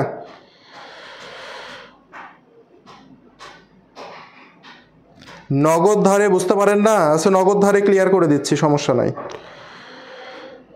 রাইট, দেখেন এই যে শর্ত যদি দেয়া থাকে, ঠিক আছে, 5/10 অন্য কিছু থাকতে পারে, নিট 30, এমন যদি কোনো শর্ত দেয়া থাকে কোনো লেনদেনের সাথে, তাহলে এটি হবে ধারে লেনদেন, মনে থাকবে, এটি হবে ধারে লেনদেন, মাথায় থাকবে ভাইয়া, ক্লিয়ার ভাইয়া। তাহলে এমন কোনো যদি শর্ত দেয়া থাকে তাহলে সেই লেনদেনটি কি লেনদেন হবে, ধারে লেনদেন হবে। ওকে, এখন কথা হচ্ছে ভাইয়া এই লেনদেনটা মানে কি, 5/10, ওকে, নিচে যেটা থাকে এটা মানে হচ্ছে দিন, ওকে, আর ওপরে যেটা থাকে, এই ওপরে যেটা থাকে এটা হচ্ছে বাট্টার হার, কিসের হার, বাট্টার হার, ওকে, বাট্টার হার, আর এটা হচ্ছে দিনের দিন, এটার মানে হচ্ছে 10 দিন, কয় দিন, 10 দিনের মধ্যে টাকা পরিশোধ করলে 5% বাট্টা প্রযোজ্য হবে, বুঝছেন ভাইয়া। আর নিট 30 মানে হচ্ছে 30 দিনের মধ্যে অবশ্যই পরিশোধ করতে হবে, 30 দিনের মধ্যে অবশ্যই পরিশোধ করতে হবে, ক্লিয়ার ভাইয়া। তাহলে নিচে যেটা থাকে এটা হচ্ছে দিন, আর উপরে যেটা থাকে সেটা বাট্টার হার।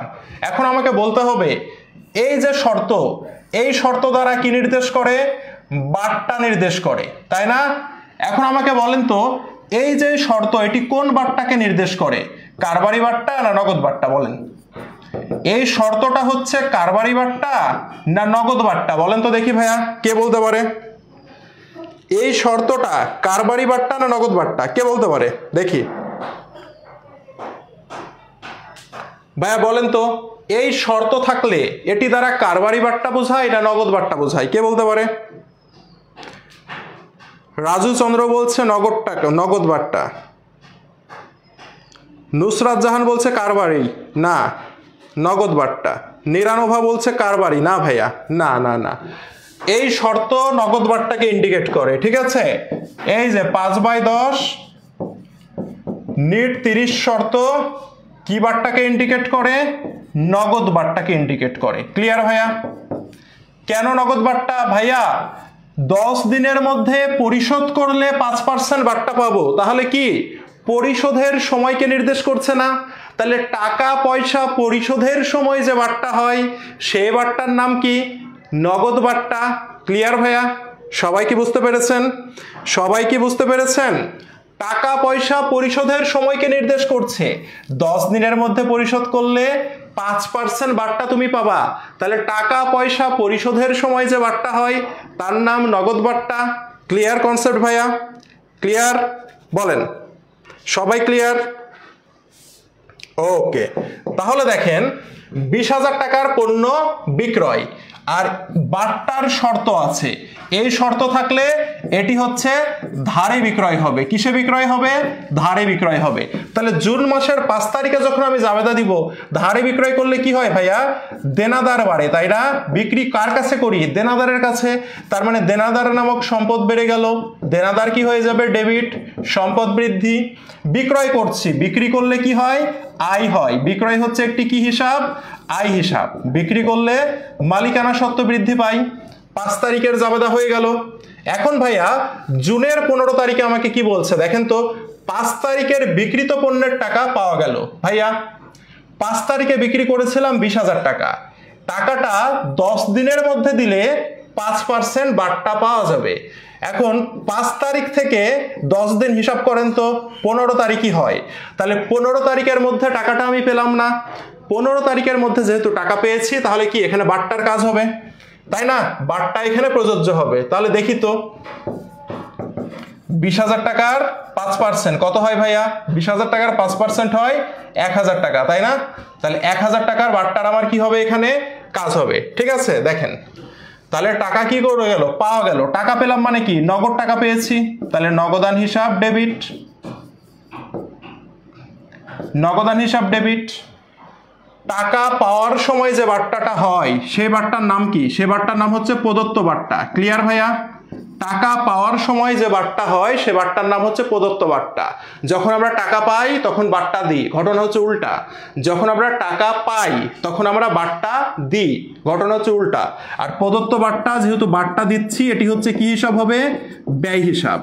আর টাকা পরিশোধ করার সময় আমরা বার্তা পাই, আর টাকা পরিশোধের সময় যে বার্তা আমি পাই তার নাম হচ্ছে প্রাপ্ত বার্তা, যেটি আয় হিসাব। তাহলে এখানে বার্তা আমি দিচ্ছি, দ্যাট মিনস এটি প্রদত্ত বার্তা। প্রদত্ত বার্তা কি হিসাব, ব্যয় হিসাব। ব্যয় বৃদ্ধি পেলে কি হয়, ডেবিট হয়। কার কাছ থেকে টাকা পাচ্ছি ভাইয়া বলেন তো, দেনাদারের কাছ থেকে টাকা পাচ্ছি, তাহলে দেনাদার হিসাব নামক সম্পদ কমে গেল, সেটা কি হবে, ক্রেডিট হবে। এখন দেখেন, দেনাদারের কাছ থেকে আমি পাইতাম কত টাকা, 20,000 টাকা। 5% যেহেতু ছাড় দিলাম, তাহলে এখন আমি পাবো কত টাকা, 19,000 টাকা। বার্তা দিলাম কত টাকা, 1,000 টাকা। আর দেনাদার কমে যাবে কত টাকা, এই যে 20,000 টাকা আমি পাইতাম দেনাদারের কাছ থেকে, এই 20,000 টাকায় কি হয়ে গেল, দেনাদার কমে গেল। এই হচ্ছে জাবেদা। সবাই কি বুঝছি ভাইয়া?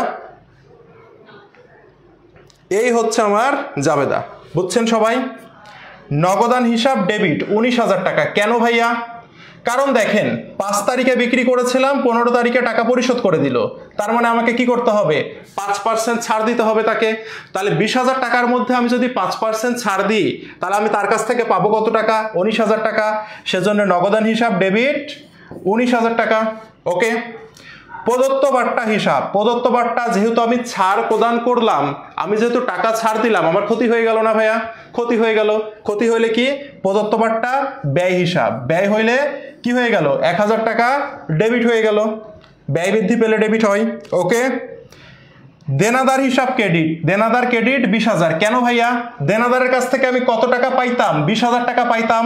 এখন দেনাদার তো আমাকে পরিশোধ করে দিল, তাহলে দেনাদারের কাছ থেকে কি আমার আর কোনো দাবি আছে, কোনো দাবি নাই। তাহলে দেনাদার নামক সম্পদ 20,000 টাকা কমে গেল। ক্লিয়ার ভাইয়া? সবাই সবাই ক্লিয়ার? সবাই ক্লিয়ার কিনা বলেন? নূরে জান্নাত সিনথি আবার বোঝান। ভাইয়া বুঝতে পেরেছেন? এবার বলেন, এবার কি বুঝতে পেরেছেন সবাই? এবার কি সবাই বুঝছেন? বলেন। ক্লিয়ার? 20,000 টাকা পাইতাম, 10 দিনের মধ্যে পরিশোধ করলে 5% বার্তা। ওকে।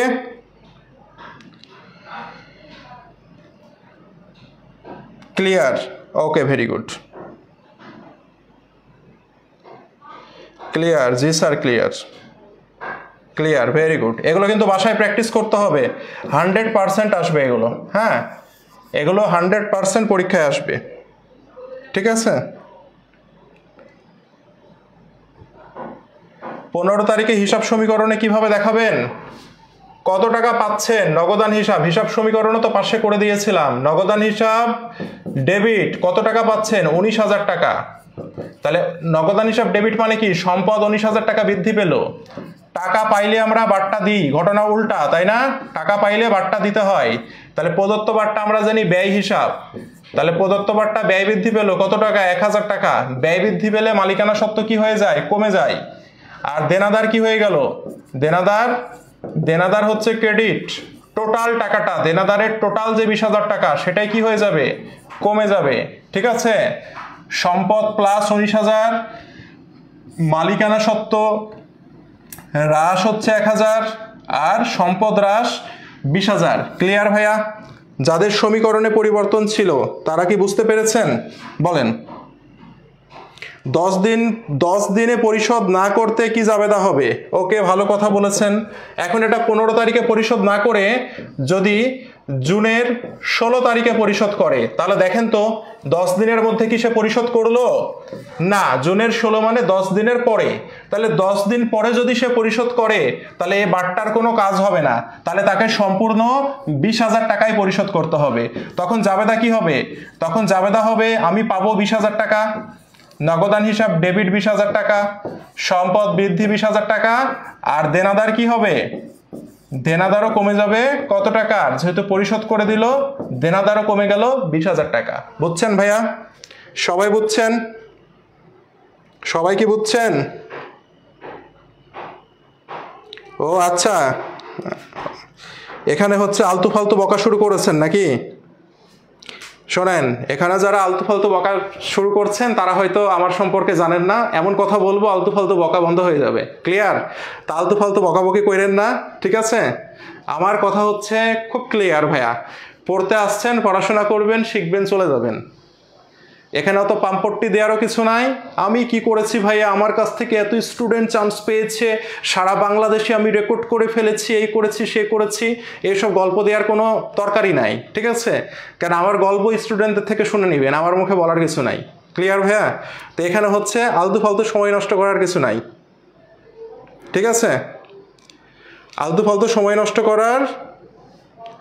ফালতু এখানে সময় নষ্ট করার কিছু নাই, ঠিক আছে? আমি এখানে কোনো সময় নষ্ট করব না। আমি যা পড়াবো, আমি যা দিব, বড় ভাইদের থেকে শুনবেন, ঠিক আছে? আর ক্লাস দেখবেন, দেখে কাজ করবেন। ওই ক্লাসে ডেকে নিয়ে আসবো, নিয়ে এসে কোনো স্লাইড রেডি নাই, এই রেডি নাই, এই এটা হয়ে গেল, হ্যাঁ এরকম। ভাই এমন পড়া কোনোদিন পড়াইনি, এমন পড়া কোনোদিন পড়াইতেও পারবো না।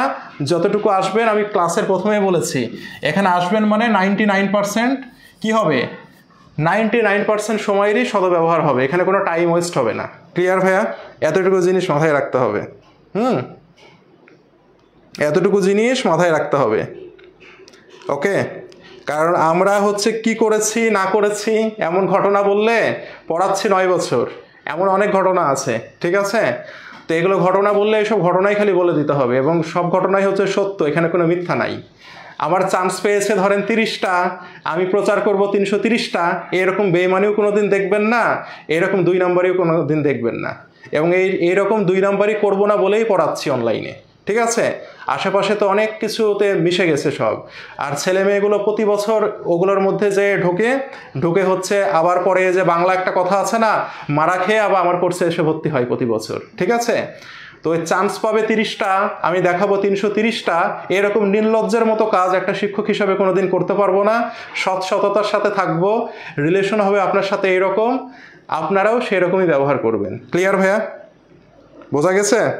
এই জিনিসটা মাথায় রাখতে হবে।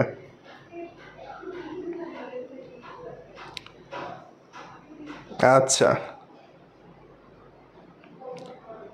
অনলাইনে অফলাইনে যতদিনই পড়াইছি, বুঝছেন, কখনো স্টুডেন্টের সাথে 2 নম্বরই করে স্টুডেন্ট কোনোদিন ভর্তি নিইনি, ঠিক আছে? কোনোদিন 2 নম্বরই করিনি, যেটা সত্য সেটাই প্রকাশ করেছি। কোনো স্টুডেন্ট যদি মনে করেছে ভালো রেজাল্টের পরে যে স্যার আমাকে নিয়ে প্রচার করেন না, ওই স্টুডেন্টকে নিয়েও প্রচার করিনি। এরকম হচ্ছে নীতি আদর্শ নিয়ে চলি, এবং যারা বিজনেস স্কোয়াড যারা ঘোষণা করেছি এমন নীতি আদর্শ নিয়ে চলবো, এতটুকুই ধারণা। বুঝতে পেরেছেন? এই জিনিসটা মাথায় রাখবেন। তো সেই জায়গা থেকে আসছেন, অবশ্যই আপনারা আমার কাছে প্রিয়, কিন্তু আপনাদের সাথে আমি ফ্রেন্ডলি অবশ্যই, কিন্তু একটা জিনিস মনে রাখতে হবে, as a teacher friendly, but I am not your friend, okay? আমি হচ্ছে আপনার কোনো বন্ধু না, বন্ধুর মতো, কিন্তু আপনার আমি বন্ধু না, এই জিনিসটা মাথায় রাখতে হবে, ওকে? তো যাই হোক, বিষয় সেটা না, এই আর কি, ঠিক আছে? আশেপাশে অনেক প্রচারণা, মানে আশেপাশে এমন প্রচারণা চলে যাচ্ছে, যেমন একটা অবস্থা, কিছুদিন পরে দেখবেন যে ইউনিভার্সিটিতে যতগুলো সিট নাই এতগুলো স্টুডেন্ট আমার থেকে চান্স পেয়ে গেছে। ঘটনাগুলো এমন হয়ে যাচ্ছে। কিছুদিন পরে এমন জিনিস দেখবেন যে 5000 সিট ইউনিভার্সিটিতে, কিছু কিছু জায়গা থেকে প্রচারণা করবে আমার থেকে চান্স পেয়েছে 5500, এমন প্রচারণা করবে সামনে বছর, দেখেন, ওকে? তো যাই হোক, সেটা ফ্যাক্ট না। হ্যাঁ, পিডিএফ সব দিয়ে দিব না কেন, অবশ্যই দিব। দেখেন, এবার দেখেন, রহিমের নিকট 10,000 টাকা পাওনা পূর্ণ নিষ্পত্তিতে 9,800 টাকা প্রদান করা হইল। ভাই রহিম পাইতো কত টাকা? 10,000 টাকা। দিয়েছি কত টাকা? 9,800 টাকা। দেইনি কত টাকা?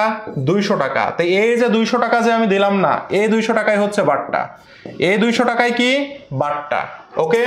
তাহলে দেখেন, প্রদান করেছি, যখন আমি টাকা প্রদান করি তখন আমি বাট্টা কি হব? পাবো। টাকা প্রদান করলে বাট্টা পাই, ওকে? টাকা প্রদান করলে বাট্টা কি হয়? বাট্টা পাওয়া যায়, ওকে? ক্লিয়ার ভাইয়া? টাকা প্রদান করলে বাট্টা পাওয়া যায়, আর যে বাট্টা পাই আমি সেই বাট্টার নাম কি? প্রাপ্ত বাট্টা। আর প্রাপ্ত বাট্টা কি হিসাব ভাইয়া? প্রাপ্ত বাট্টা হচ্ছে আয় হিসাব। ক্লিয়ার কনসেপ্ট ভাইয়া? সবাই ক্লিয়ার? ওকে, তাহলে দেখি আমরা এখন টাকা প্রদান করা হলো, কাকে প্রদান করলাম? রহিমকে প্রদান করলাম। তাহলে রহিমকে, যাকে আমি টাকা প্রদান করি, সে হচ্ছে আমার পাওনাদার। ওকে, তাহলে এখানে লিখবেন পাওনাদার, ব্র্যাকেটে লিখে দিবেন রহিম অথবা রহিম হিসাব। ওকে, তাহলে রহিম কত টাকা? 10,000 টাকা পাইতো, রহিমের 10,000 টাকা। পাওনাদার কমে গেলে কি হয় ভাইয়া? পাওনাদার কমে গেলে ডেবিট হয়, তাই না? পাওনাদার কমে গেলে ডেবিট হয়, এল মাইনাস। তাহলে টাকা প্রদান করলে বারটা পাই, তাহলে প্রাপ্ত বারটা, প্রাপ্ত বারটা কি হিসাব ভাইয়া? প্রাপ্ত বারটা হচ্ছে আয় হিসাব। কত টাকা? আয় মানে কি? মালিকানা সত্ত্ব বাড়বে, আয় হইলে মালিকানা সত্ত্ব বাড়ে। কত টাকা? 200 টাকা। এই যে দেখেন 200 টাকা। তাহলে নগদ টাকা প্রদান করলাম আমি কত টাকা ভাইয়া? নগদান হিসাব আমি প্রদান করেছি, সম্পদ কমে যাবে কত টাকা? 9,800 টাকা। ক্লিয়ার কনসেপ্ট ভাইয়া? সবাই সবাই কনসেপ্ট ক্লিয়ার বলেন? সবাই কি কনসেপ্ট ক্লিয়ার বলেন? এটা বুঝছেন কিনা ভাইয়া সবাই? এটা সবাই বুঝছেন? হ্যাঁ, এই যে আবার হচ্ছে কিছু পোলাপান আবার আলতু ফালতু বকাবকি শুরু করেছে। আমি যেটা বুঝাইলাম আপনার মাথায় ঢুকেনি, ঠিক আছে? আমি যেটা আপনাকে বোঝানোর ট্রাই করলাম সেটা আপনার মাথায় ঢোকেনি। ক্লাসের মধ্যে থাকলে ক্লাস রিলেটেড আলোচনা হবে, আলতু ফালতু আলোচনা হবে না। ওকে, এটা মাথায় রাখবেন। হ্যাঁ হ্যাঁ, প্রদেয় হিসাব লেখা যাবে, কোনো সমস্যা নাই। পাওনাদার, পাওনাদারকেই প্রদেয় হিসাব বলা হয়, কোনো সমস্যা নাই। পাওনাদারকেই প্রদেয় হিসাব বলা হয়, কোনো সমস্যা নাই। কেন লেখা যাবে না? অবশ্যই লেখা যাবে। ওকে, এই যে দেখেন এখানে একটা চট্টগ্রাম বোর্ড 23-এর একটা প্রশ্ন দিয়েছি আমি, ঠিক আছে? দেখতে পাচ্ছেন সবাই? চট্টগ্রাম বোর্ড 23-এর একটা প্রশ্ন দেয়া আছে। এই প্রশ্নটা আমি এখন আলোচনা করে দিব। এই প্রশ্নটা আপনাদের জন্য ইম্পর্টেন্ট। এই প্রশ্নটা HW থাকবে। ওকে, এই প্রশ্নটা আমি এখন আলোচনা করে দিব, এটা আপনাদের HW থাকবে। ক্লিয়ার ভাইয়া সবাই? দেখেন চট্টগ্রাম বোর্ড 23-এর প্রশ্ন কি বলেছে? প্রারম্ভিক মূলধনের পরিমাণ নির্ণয় করো। ভাইয়া আমি শিখাইছি প্রারম্ভিক মূলধন নির্ণয় করা? ভাইয়া আমি প্রারম্ভিক মূলধন নির্ণয় করা কি আপনাকে শিখাইছি? একটু বলেন তো দেখি, সাড়া দেন তো দেখি। দেখেন কি বলেছে, 1 জানুয়ারি তারিখে নগদ এত টাকা মূল্যের আসবাবপত্র, 7,000 টাকার পণ্য দ্রব্য নিয়ে ব্যবসা করেন। এই তিনটা জিনিসই কি মালিকের না ভাইয়া? তিনটা জিনিসই তো মালিকের নাকি? এই তিনটা জিনিসই তো মালিকের জিনিস। এখানে কি কোনো হিসাব লেখা আছে? কোনো হিসাব লেখা নাই, দ্যাট মিনস এটা লেনদেন। তাহলে এই তিনটা যোগ করলে কি পেয়ে যাবেন আপনি? এই তিনটা যোগ করলে আপনি কি পেয়ে যাবেন ভাইয়া বলেন তো?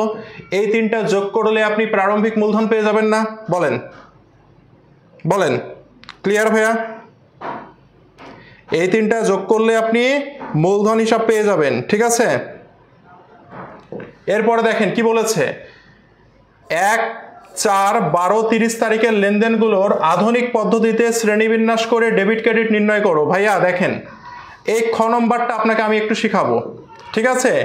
এই খ নম্বরটা আমি একটু শিখাবো আপনাকে। কি বলেছে দেখেন তো, আধুনিক পদ্ধতিতে শ্রেণীবিন্যাস করে ডেবিট ক্রেডিট নির্ণয় করো। তাহলে আধুনিক পদ্ধতিতে শ্রেণীবিন্যাস করে ডেবিট ক্রেডিট নির্ণয়। ওকে, এই জায়গাতে আমরা কি করব? ঠিক আছে, এই জায়গাতে আমরা যেটা করব, একটা তারিখের ঘর দেব আমরা, ঠিক আছে? একটি তারিখের ঘর দেব, ঠিক আছে?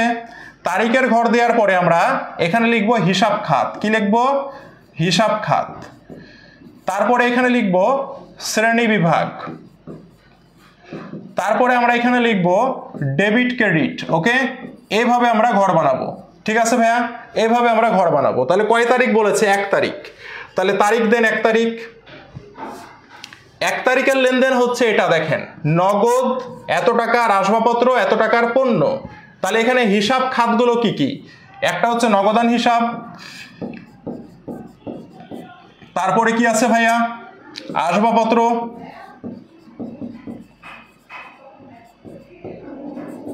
তারপরে কি আছে? পণ্যদ্রব্য। পণ্যদ্রব্যের জন্য আমরা লিখব ক্রয়। আর মালিক এই তিনটা যেহেতু নিয়ে আসছে সেজন্য আমরা কি লিখব? মূলধন হিসাব লিখব। ওকে ভাইয়া, এখন আমাকে শ্রেণী বিভাগ কি পদ্ধতিতে? আধুনিক পদ্ধতিতে। ভাইয়া নগদান হিসাব কোন শ্রেণীর মধ্যে পড়ে? লিখবেন সম্পদ। আসবাবপত্র কি ভাইয়া? আসবাবপত্র সম্পদ। ক্রয় কি হিসাব? ব্যয় হিসাব। মূলধন কি হিসাব? মালিকানা সত্ত্ব হিসাব, তাই না ভাইয়া? এভাবে ছক করে করে করবেন আপনারা, ঠিক আছে? ছক আঁকাবেন, ছক আঁকিয়ে করবেন। এখন বলেন ডেবিট ক্রেডিট নির্ণয় করতে বলেছে, নগদ বৃদ্ধি পেলে কি হবে? এই পাশে লিখবেন ডেবিট। আসবাবপত্র বৃদ্ধি পেলে কি হবে? ডেবিট। ক্রয় ব্যয় হিসাব, ব্যয় বৃদ্ধি পেলে কি হবে? ডেবিট। মূলধন মালিকানা সত্ত্ব বৃদ্ধি পেলে কি হবে? মালিকানা সত্ত্ব বৃদ্ধি পেলে হবে ক্রেডিট। এইভাবে করতে হবে। ক্লিয়ার ভাইয়া সবাই? সবাই ক্লিয়ার? সবাই কি ভাইয়া ক্লিয়ার? এটা বুঝতে পেরেছেন? এই ম্যাথটা খুব ইম্পর্টেন্ট। ওকে, এখন এখানে একটা লেনদেন আছে দেখেন, ব্যবসায়ের জন্য চেয়ার টেবিল ক্রয়। ভাইয়া এখানে আপনি কি হিসাব লিখবেন? চেয়ার টেবিল হিসাব লিখবেন? বলেন তো, এখানে কি আপনি চেয়ার টেবিল হিসাব লিখবেন? চেয়ার টেবিল ক্রয় করেছে, আপনি কি এখানে চেয়ার টেবিল হিসাব লিখবেন? উত্তর হচ্ছে না। চেয়ার টেবিল যদি ক্রয় করা হয়, চেয়ার টেবিলকে একসাথে বলা হয় আসবাবপত্র। কি বলা হয়? আসবাবপত্র। তাহলে আপনাকে লিখতে হবে আসবাবপত্র হিসাব। কি লিখতে হবে? আসবাবপত্র হিসাব লিখতে হবে। ক্লিয়ার ভাইয়া সবাই? সবাই ক্লিয়ার? সবাই ক্লিয়ার কিনা বলেন ভাইয়া? ব্যবসায়ের জন্য বলেছে, ব্যবসায়ের জন্য। ব্যবসায়ের জন্য মানে কি? ব্যবসায় ব্যবহারের জন্য। যদি বলতো বিক্রয়ের জন্য, তখন লিখতাম ক্রয় হিসাব। বোঝা গেছে? একজন বলছে ক্রয়, সাব্বির ভুইয়া ক্রয় কখন লিখব? যখন বলবে বিক্রয়ের উদ্দেশ্যে চেয়ার টেবিল ক্রয়, তখন সেটিকে পণ্য হিসাবে ক্রয় হিসাব লিখতে হবে। আর বলেছে ব্যবসায়ের জন্য, ভাইয়া ব্যবসায়ের জন্য যেটা আমি ক্রয় করি সেটি হচ্ছে সম্পদ। ওকে, তাহলে চেয়ার টেবিল ব্যবসা ব্যবহারের জন্য ক্রয় করলে সেটি হবে সম্পদ হিসাব। ক্লিয়ার? তাহলে ভাইয়া এই লেনদেন এগুলো হোমওয়ার্ক করতে হবে। গতে কি বলেছে? হিসাব সমীকরণে কি প্রভাব পড়েছে ছক আকারে উপস্থাপন করো। দ্যাট মিনস এটা ট্যাবুলার ছক। ট্যাবুলার ছকে সমীকরণে উপস্থাপন করবেন। ক্লিয়ার? নেক্সটে আমরা আরেকটা প্রশ্ন দেখবো আমরা। দেখেন, এই প্রশ্নটা হচ্ছে সিলেট বোর্ড 23-এর প্রশ্ন। ঠিক আছে, সিলেট বোর্ড 23-এর প্রশ্ন। কি বলেছে? আসবাবপত্র ক্রয়ে নগদ অর্থের পরিমাণ নির্ণয় করো। অর্থাৎ আসবাবপত্র ক্রয়ে কত টাকা নগদ ব্যবহার করেছেন সেটা। কই আসবাবপত্র আছে? অফিসে ব্যবহারের জন্য আসবাবপত্র ক্রয় 30,000 টাকা, 80% ধারে। তাহলে ভাইয়া 30,000 টাকা আসবাবপত্র যদি ক্রয় করেন, 80% কিসে বলেছে? ধারে। জানতে চাচ্ছে নগদ অর্থের পরিমাণ কত, তার মানে 20% নগদে। তাহলে নগদ অর্থের পরিমাণ কত? 6,000 টাকা। তো এইভাবে এই জিনিসগুলোকে নির্ণয় করতে হবে। এখন দেখেন একটা নতুন জিনিস শেখায় আপনাকে। কি বলেছে? কি বলেছে এখানে একটু দেখেন, এই জায়গাটাতে একটু দেখেন। এই প্রশ্নটা পরীক্ষায় আসবে।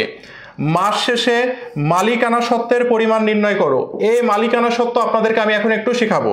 ঠিক আছে ভাইয়া? মালিকানা সত্ত্ব আমি আপনাদেরকে একটু শিখাবো। ঠিক আছে, মালিকানা সত্ত্বের পরিমাণটা আপনাদেরকে আমি একটু শেখাই। ভাইয়া দেখেন, মালিকানা সত্ত্বের পরিমাণ নির্ণয় যখন আপনাকে বলবে মাস শেষে, ঠিক আছে, মাস শেষে মানে কি? সমাপনী মালিকানা সত্ত্ব। সমাপনী মালিকানা সত্ত্ব। তাহলে সমাপনী মালিকানা সত্ত্ব মানে কি জানেন? এই যে ওই আছে না, এই ওই এর মধ্যে কি কি থাকে? এই ওই মানেই সমাপনী মালিকানা সত্ত্ব। থাকে হচ্ছে মূলধন প্লাস আয় মাইনাস ব্যয় মাইনাস উত্তোলন। এটা করলেই সমাপনী মালিকানা সত্ত্ব নির্ণয় হয়ে যাবে, অর্থাৎ হিসাব সমীকরণের বর্ধিত রূপ। এখন তাহলে দেখি তো, আমরা অঙ্ক করা শুরু করি। প্রথমে কি থাকবে? মূলধন থাকবে। 1 তারিখে নগদ এত টাকা নিয়ে ব্যবসা শুরু করে, তাহলে নগদ টাকা নিয়ে ব্যবসা শুরু করছে মালিকের নিজের, তাহলে আপনি লিখবেন এখানে মূলধন 1 লাখ টাকা। ওকে, এখানে আসেন, নগদে পণ্য ক্রয়। ভাইয়া ক্রয় কি হিসাব? ক্রয় হচ্ছে ব্যয় হিসাব। তাহলে ব্যয় থাকলে কি করব? মাইনাস করব। তাহলে মাইনাস ক্রয় কত টাকা? 20,000 টাকা। এই যে ব্যয় থাকলে মাইনাস করব। রহিমের নিকট থেকে পণ্য ক্রয়, আবারও ক্রয় আছে। ক্রয় কি হিসাব? ব্যয় হিসাব। ওকে, কি করব ভাইয়া? মাইনাস করব। ধারে পণ্য বিক্রয়, পণ্য বিক্রয়, বিক্রয় কি হিসাব ভাইয়া? আয় হিসাব। আয় হলে কি করব? যোগ করব।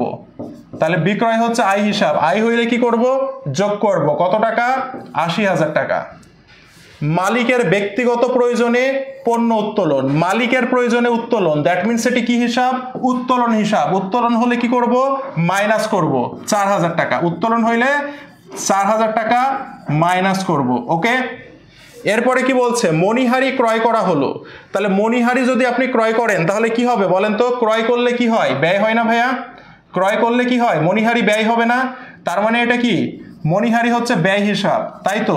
তাহলে কত টাকা? এখানে 5,000 টাকা মাইনাস করব ব্যয় হইলে। অফিসে ব্যবহারের জন্য আসবাবপত্র ক্রয়। ভাইয়া কি ক্রয় করছি? আসবাবপত্র ক্রয় করছি, দ্যাট মিনস এটি কি সম্পদ, এটি কি সম্পদ। তাহলে সম্পদ কি আসবে মালিকানা সত্ত্ব নির্ণয়ে? আসবে না। কর্মচারীকে ঋণ প্রদান, কর্মচারী কামালকে ঋণ প্রদান, তো ঋণ প্রদান করলে কি মূলধন আয় ব্যয় উত্তোলন আসে?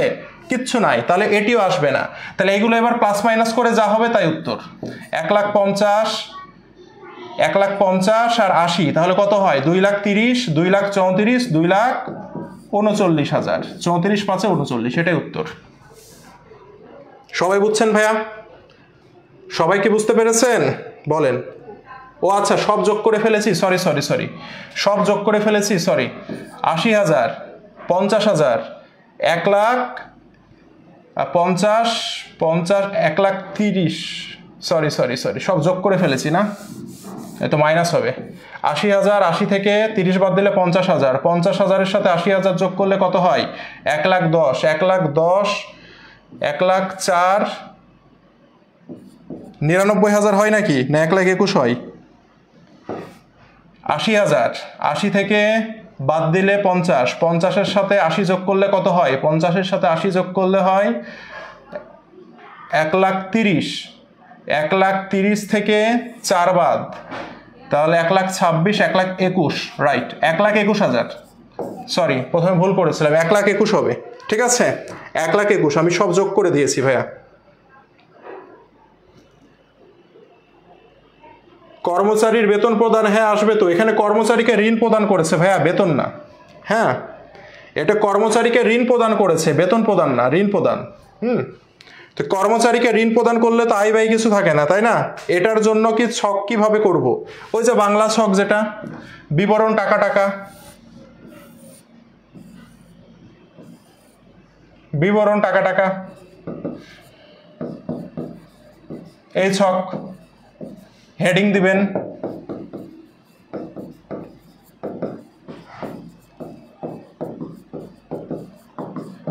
এটা আসবে 100% আসবে।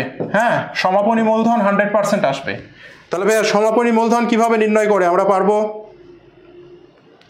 সমাপনী মূলধন কিভাবে নির্ণয় করে আমরা পারবো? হ্যাঁ, ঋণ প্রদান করলে সম্পদ বৃদ্ধি পায়, রাইট, ঋণ প্রদান করলে সম্পদ বৃদ্ধি পায়। একজন বলেছে ঋণ প্রদান করলে কি হয়? ঋণ প্রদান করলে সম্পদ বৃদ্ধি পায়। ঋণ প্রদান করলে তখন হবে প্রদত্ত ঋণ ডেবিট, প্রদত্ত ঋণ ডেবিট, আর এই প্রদত্ত ঋণ হচ্ছে সম্পদ হিসাব, সম্পদ বাড়বে। আর ঋণ কি দিয়ে প্রদান করব? টাকা দিয়ে না ভালোবাসা দিয়ে? অবশ্যই টাকা দিয়ে। তার মানে নগদান হিসাব হয়ে যাবে কি?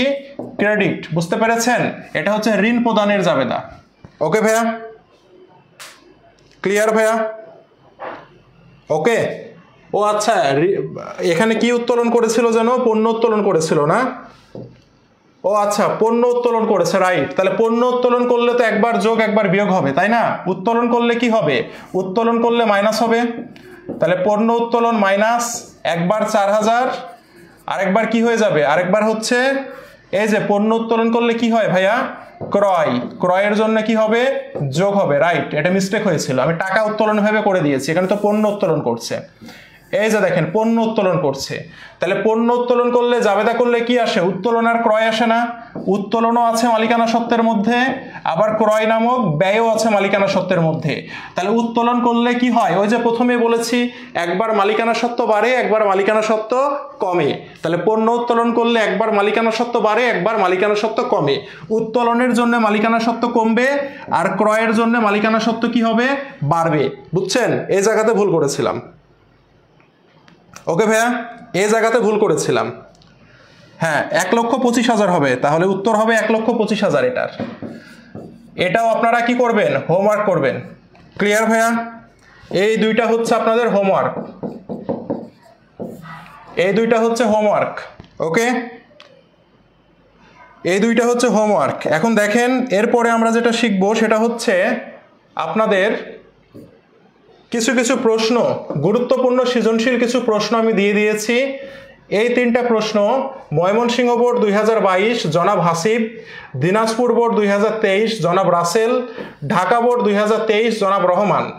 এই 3টা প্রশ্ন আপনারা আলাদা করে প্র্যাকটিস করবেন, ঠিক আছে? এই 3টা প্রশ্ন আলাদা করে প্র্যাকটিস করবেন। ক্লিয়ার? এখন কথা হচ্ছে ভাইয়া হোমওয়ার্ক কই জমা দিবেন? হোমওয়ার্ক এই গ্রুপে জমা দিবেন। এই যে গ্রুপটা আছে না আপনাদের, এই গ্রুপের মধ্যে হোমওয়ার্ক জমা দিবেন সবাই। ক্লিয়ার ভাইয়া? এই গ্রুপে হোমওয়ার্ক করে পিকচার তুলে সবাই জমা দিবেন। ওকে, এই গ্রুপের মধ্যে হোমওয়ার্ক করে পিকচার তুলে সবাই জমা দিবেন। আর এই ক্লাসের স্লাইড কিভাবে পাবেন, তাই না? এই ক্লাসের স্লাইড কিভাবে পাবেন? এই ক্লাসের স্লাইড অবশ্যই হোয়াটসঅ্যাপে আপলোড হয়ে যাবে। হোয়াটসঅ্যাপে আমাদের যে গ্রুপটা আছে সেই গ্রুপে সবাই অ্যাড হয়ে যাবেন, এখানে আপলোড করে দেওয়া হবে। ক্লিয়ার ভাইয়া? ওকে, কি হইল? সমাপনী মজুদ পণ্য, সমাপনী মজুদ পণ্যের কোনো জাবেদা আসবে না আপনাদের এখন, ঠিক আছে? আর মুনাফাবিহীন বিক্রয় আমি বলে দিচ্ছি। তাহলে দেখেন একটু আলোচনা বাকি আছে, সেটা হচ্ছে গ্রুপে জমা দিতে হবে। হোমওয়ার্ক গ্রুপে জমা দিবেন, ঠিক আছে? গ্রুপে সাবমিট করবেন হোমওয়ার্ক পিকচার তুলে। ওকে, পিকচার তুলে সাবমিট করবেন হোমওয়ার্ক, ঠিক আছে? নাম্বার টু হচ্ছে এই 2টা অঙ্কের হোমওয়ার্ক করে জমা দিবেন। আর ফাইনাল পরীক্ষার জন্য প্র্যাকটিস করবেন এগুলো, ঠিক আছে?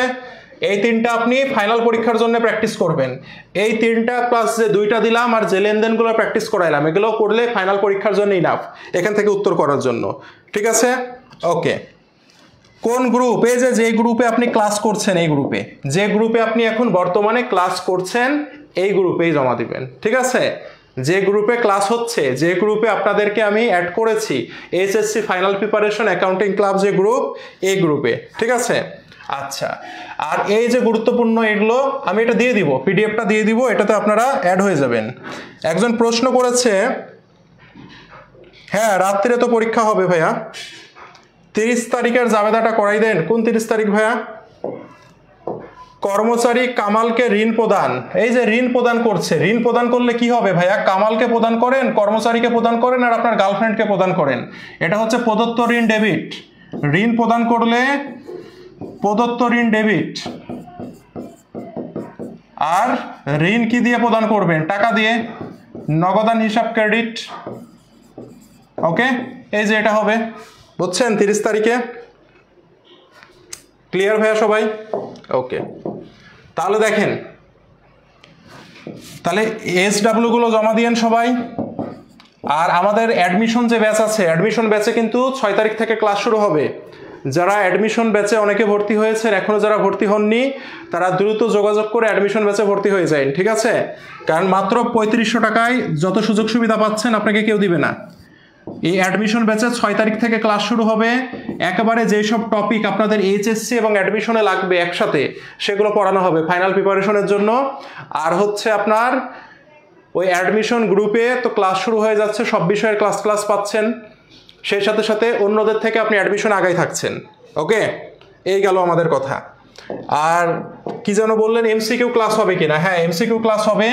আমরা একটা এমসিকিউ উইক করি, ঠিক আছে? এমসিকিউ উইক, এই এমসিকিউ উইকে আমরা 7 দিনে আমরা অ্যাকাউন্টিং এমসিকিউ শেষ করি প্রতি বছর, ঠিক আছে? 7 দিনে আমরা অ্যাকাউন্টিং এমসিকিউ শেষ করি।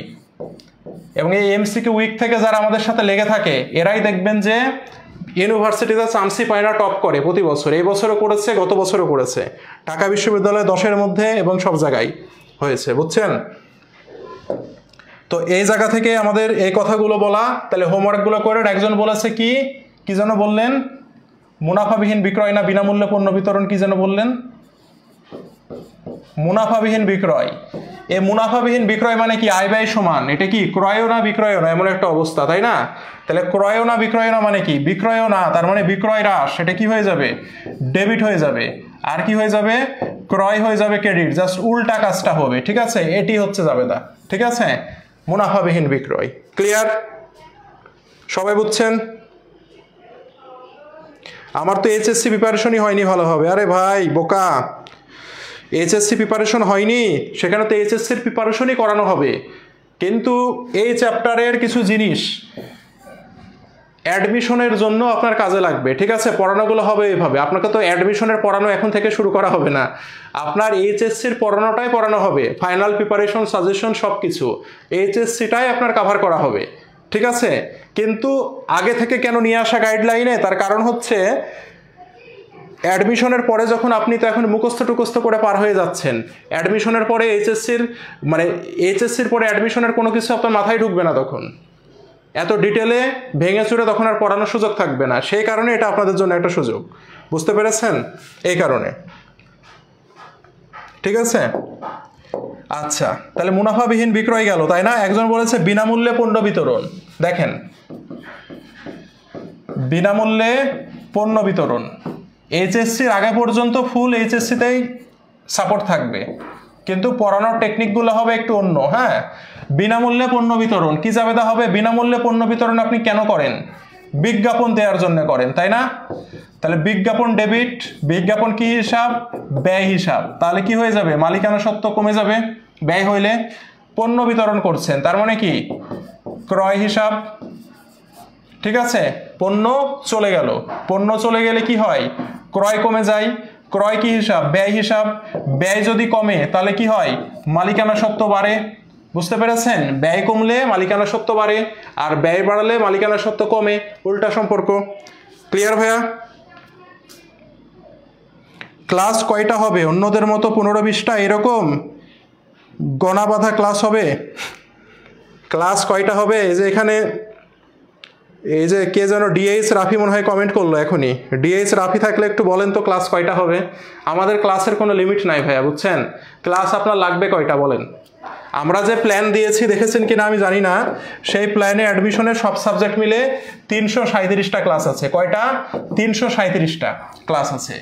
আমার অ্যাকাউন্টিংয়ে ক্লাস দেওয়া আছে 65টা, অ্যাকাউন্টিংয়ে 65টা ক্লাস দেওয়া আছে, কিন্তু আমি অ্যাকাউন্টিংয়ে 80টার বেশি ক্লাস নিব। অ্যাকাউন্টিংয়ে ক্লাস হবে 80টার বেশি, অ্যাকাউন্টিংয়ে ক্লাস দেওয়া আছে 65টা শুধু অ্যাকাউন্টিংয়েই। আপনি অফলাইনে কোচিং করতে যান, সব মিলে মনে হয় 65টা ক্লাস পাবেন আপনি, সব মিলে। সেখানে অ্যাকাউন্টিংয়ে ক্লাস দেওয়া আছে 65টা, এবং আমি টোটাল ক্লাস নিব সব মিলে অ্যাকাউন্টিংয়ে 80+ যাবে এটা, ঠিক আছে? এটাই আর কি। ওকে ওকে 23 সালের কোশ্চিন, 23 সালের কোশ্চিন কেউ দিয়ে দিবে, গ্রুপে পোস্ট করেন, অনেকের কাছে আছে। হ্যাঁ, এরকম সাপোর্টই পাবেন ভাইয়া। এখানে যারা আমার বিগত সালে স্টুডেন্ট আছে জিজ্ঞাসা করে দেখেন। হ্যাঁ, ক্লাস পরীক্ষায় এরকম সাপোর্টই পাবেন, এবং অনলাইন অফলাইন 2 রকম পরীক্ষায় রাখছি আমরা। বাসায় বই পাঠাচ্ছি, তারপরে বাসায় আপনার পরীক্ষা দেওয়ার প্রশ্ন পাঠাচ্ছি, যাতে অফলাইনের ফিলটা যাতে আপনারা পান, সেই কারণে মডেল টেস্ট, ওএমআর সব কিছুই শেষ করব, ঠিক আছে? তো যাই হোক, সেটা ফ্যাক্ট না, সে সাপোর্ট অবশ্যই থাকবে। যাই হোক, সেটা না, আমরা আগামীকালকে একটা ক্লাস নিব। আগামীকালের ক্লাসটা থাকবে রেওয়া মিলের ওপরে, ঠিক আছে? আগামীকালের ক্লাসটা থাকবে রেওয়া মিলের ওপরে। কিসের ওপরে? রেওয়া মিল। ওকে, আগামীকাল রেওয়া মিল থেকে 10 মার্ক নিশ্চিত। রেওয়া মিলের ওপরে 10 মার্ক নিশ্চিত করব ভাইয়া। রেওয়া মিল তো মিলাইতে পারি কোনোভাবে, কিন্তু ঝামেলা কোথায় হয় রেওয়া মিলে? রেওয়া মিলে আমরা পারি না কোথায় বলেন তো?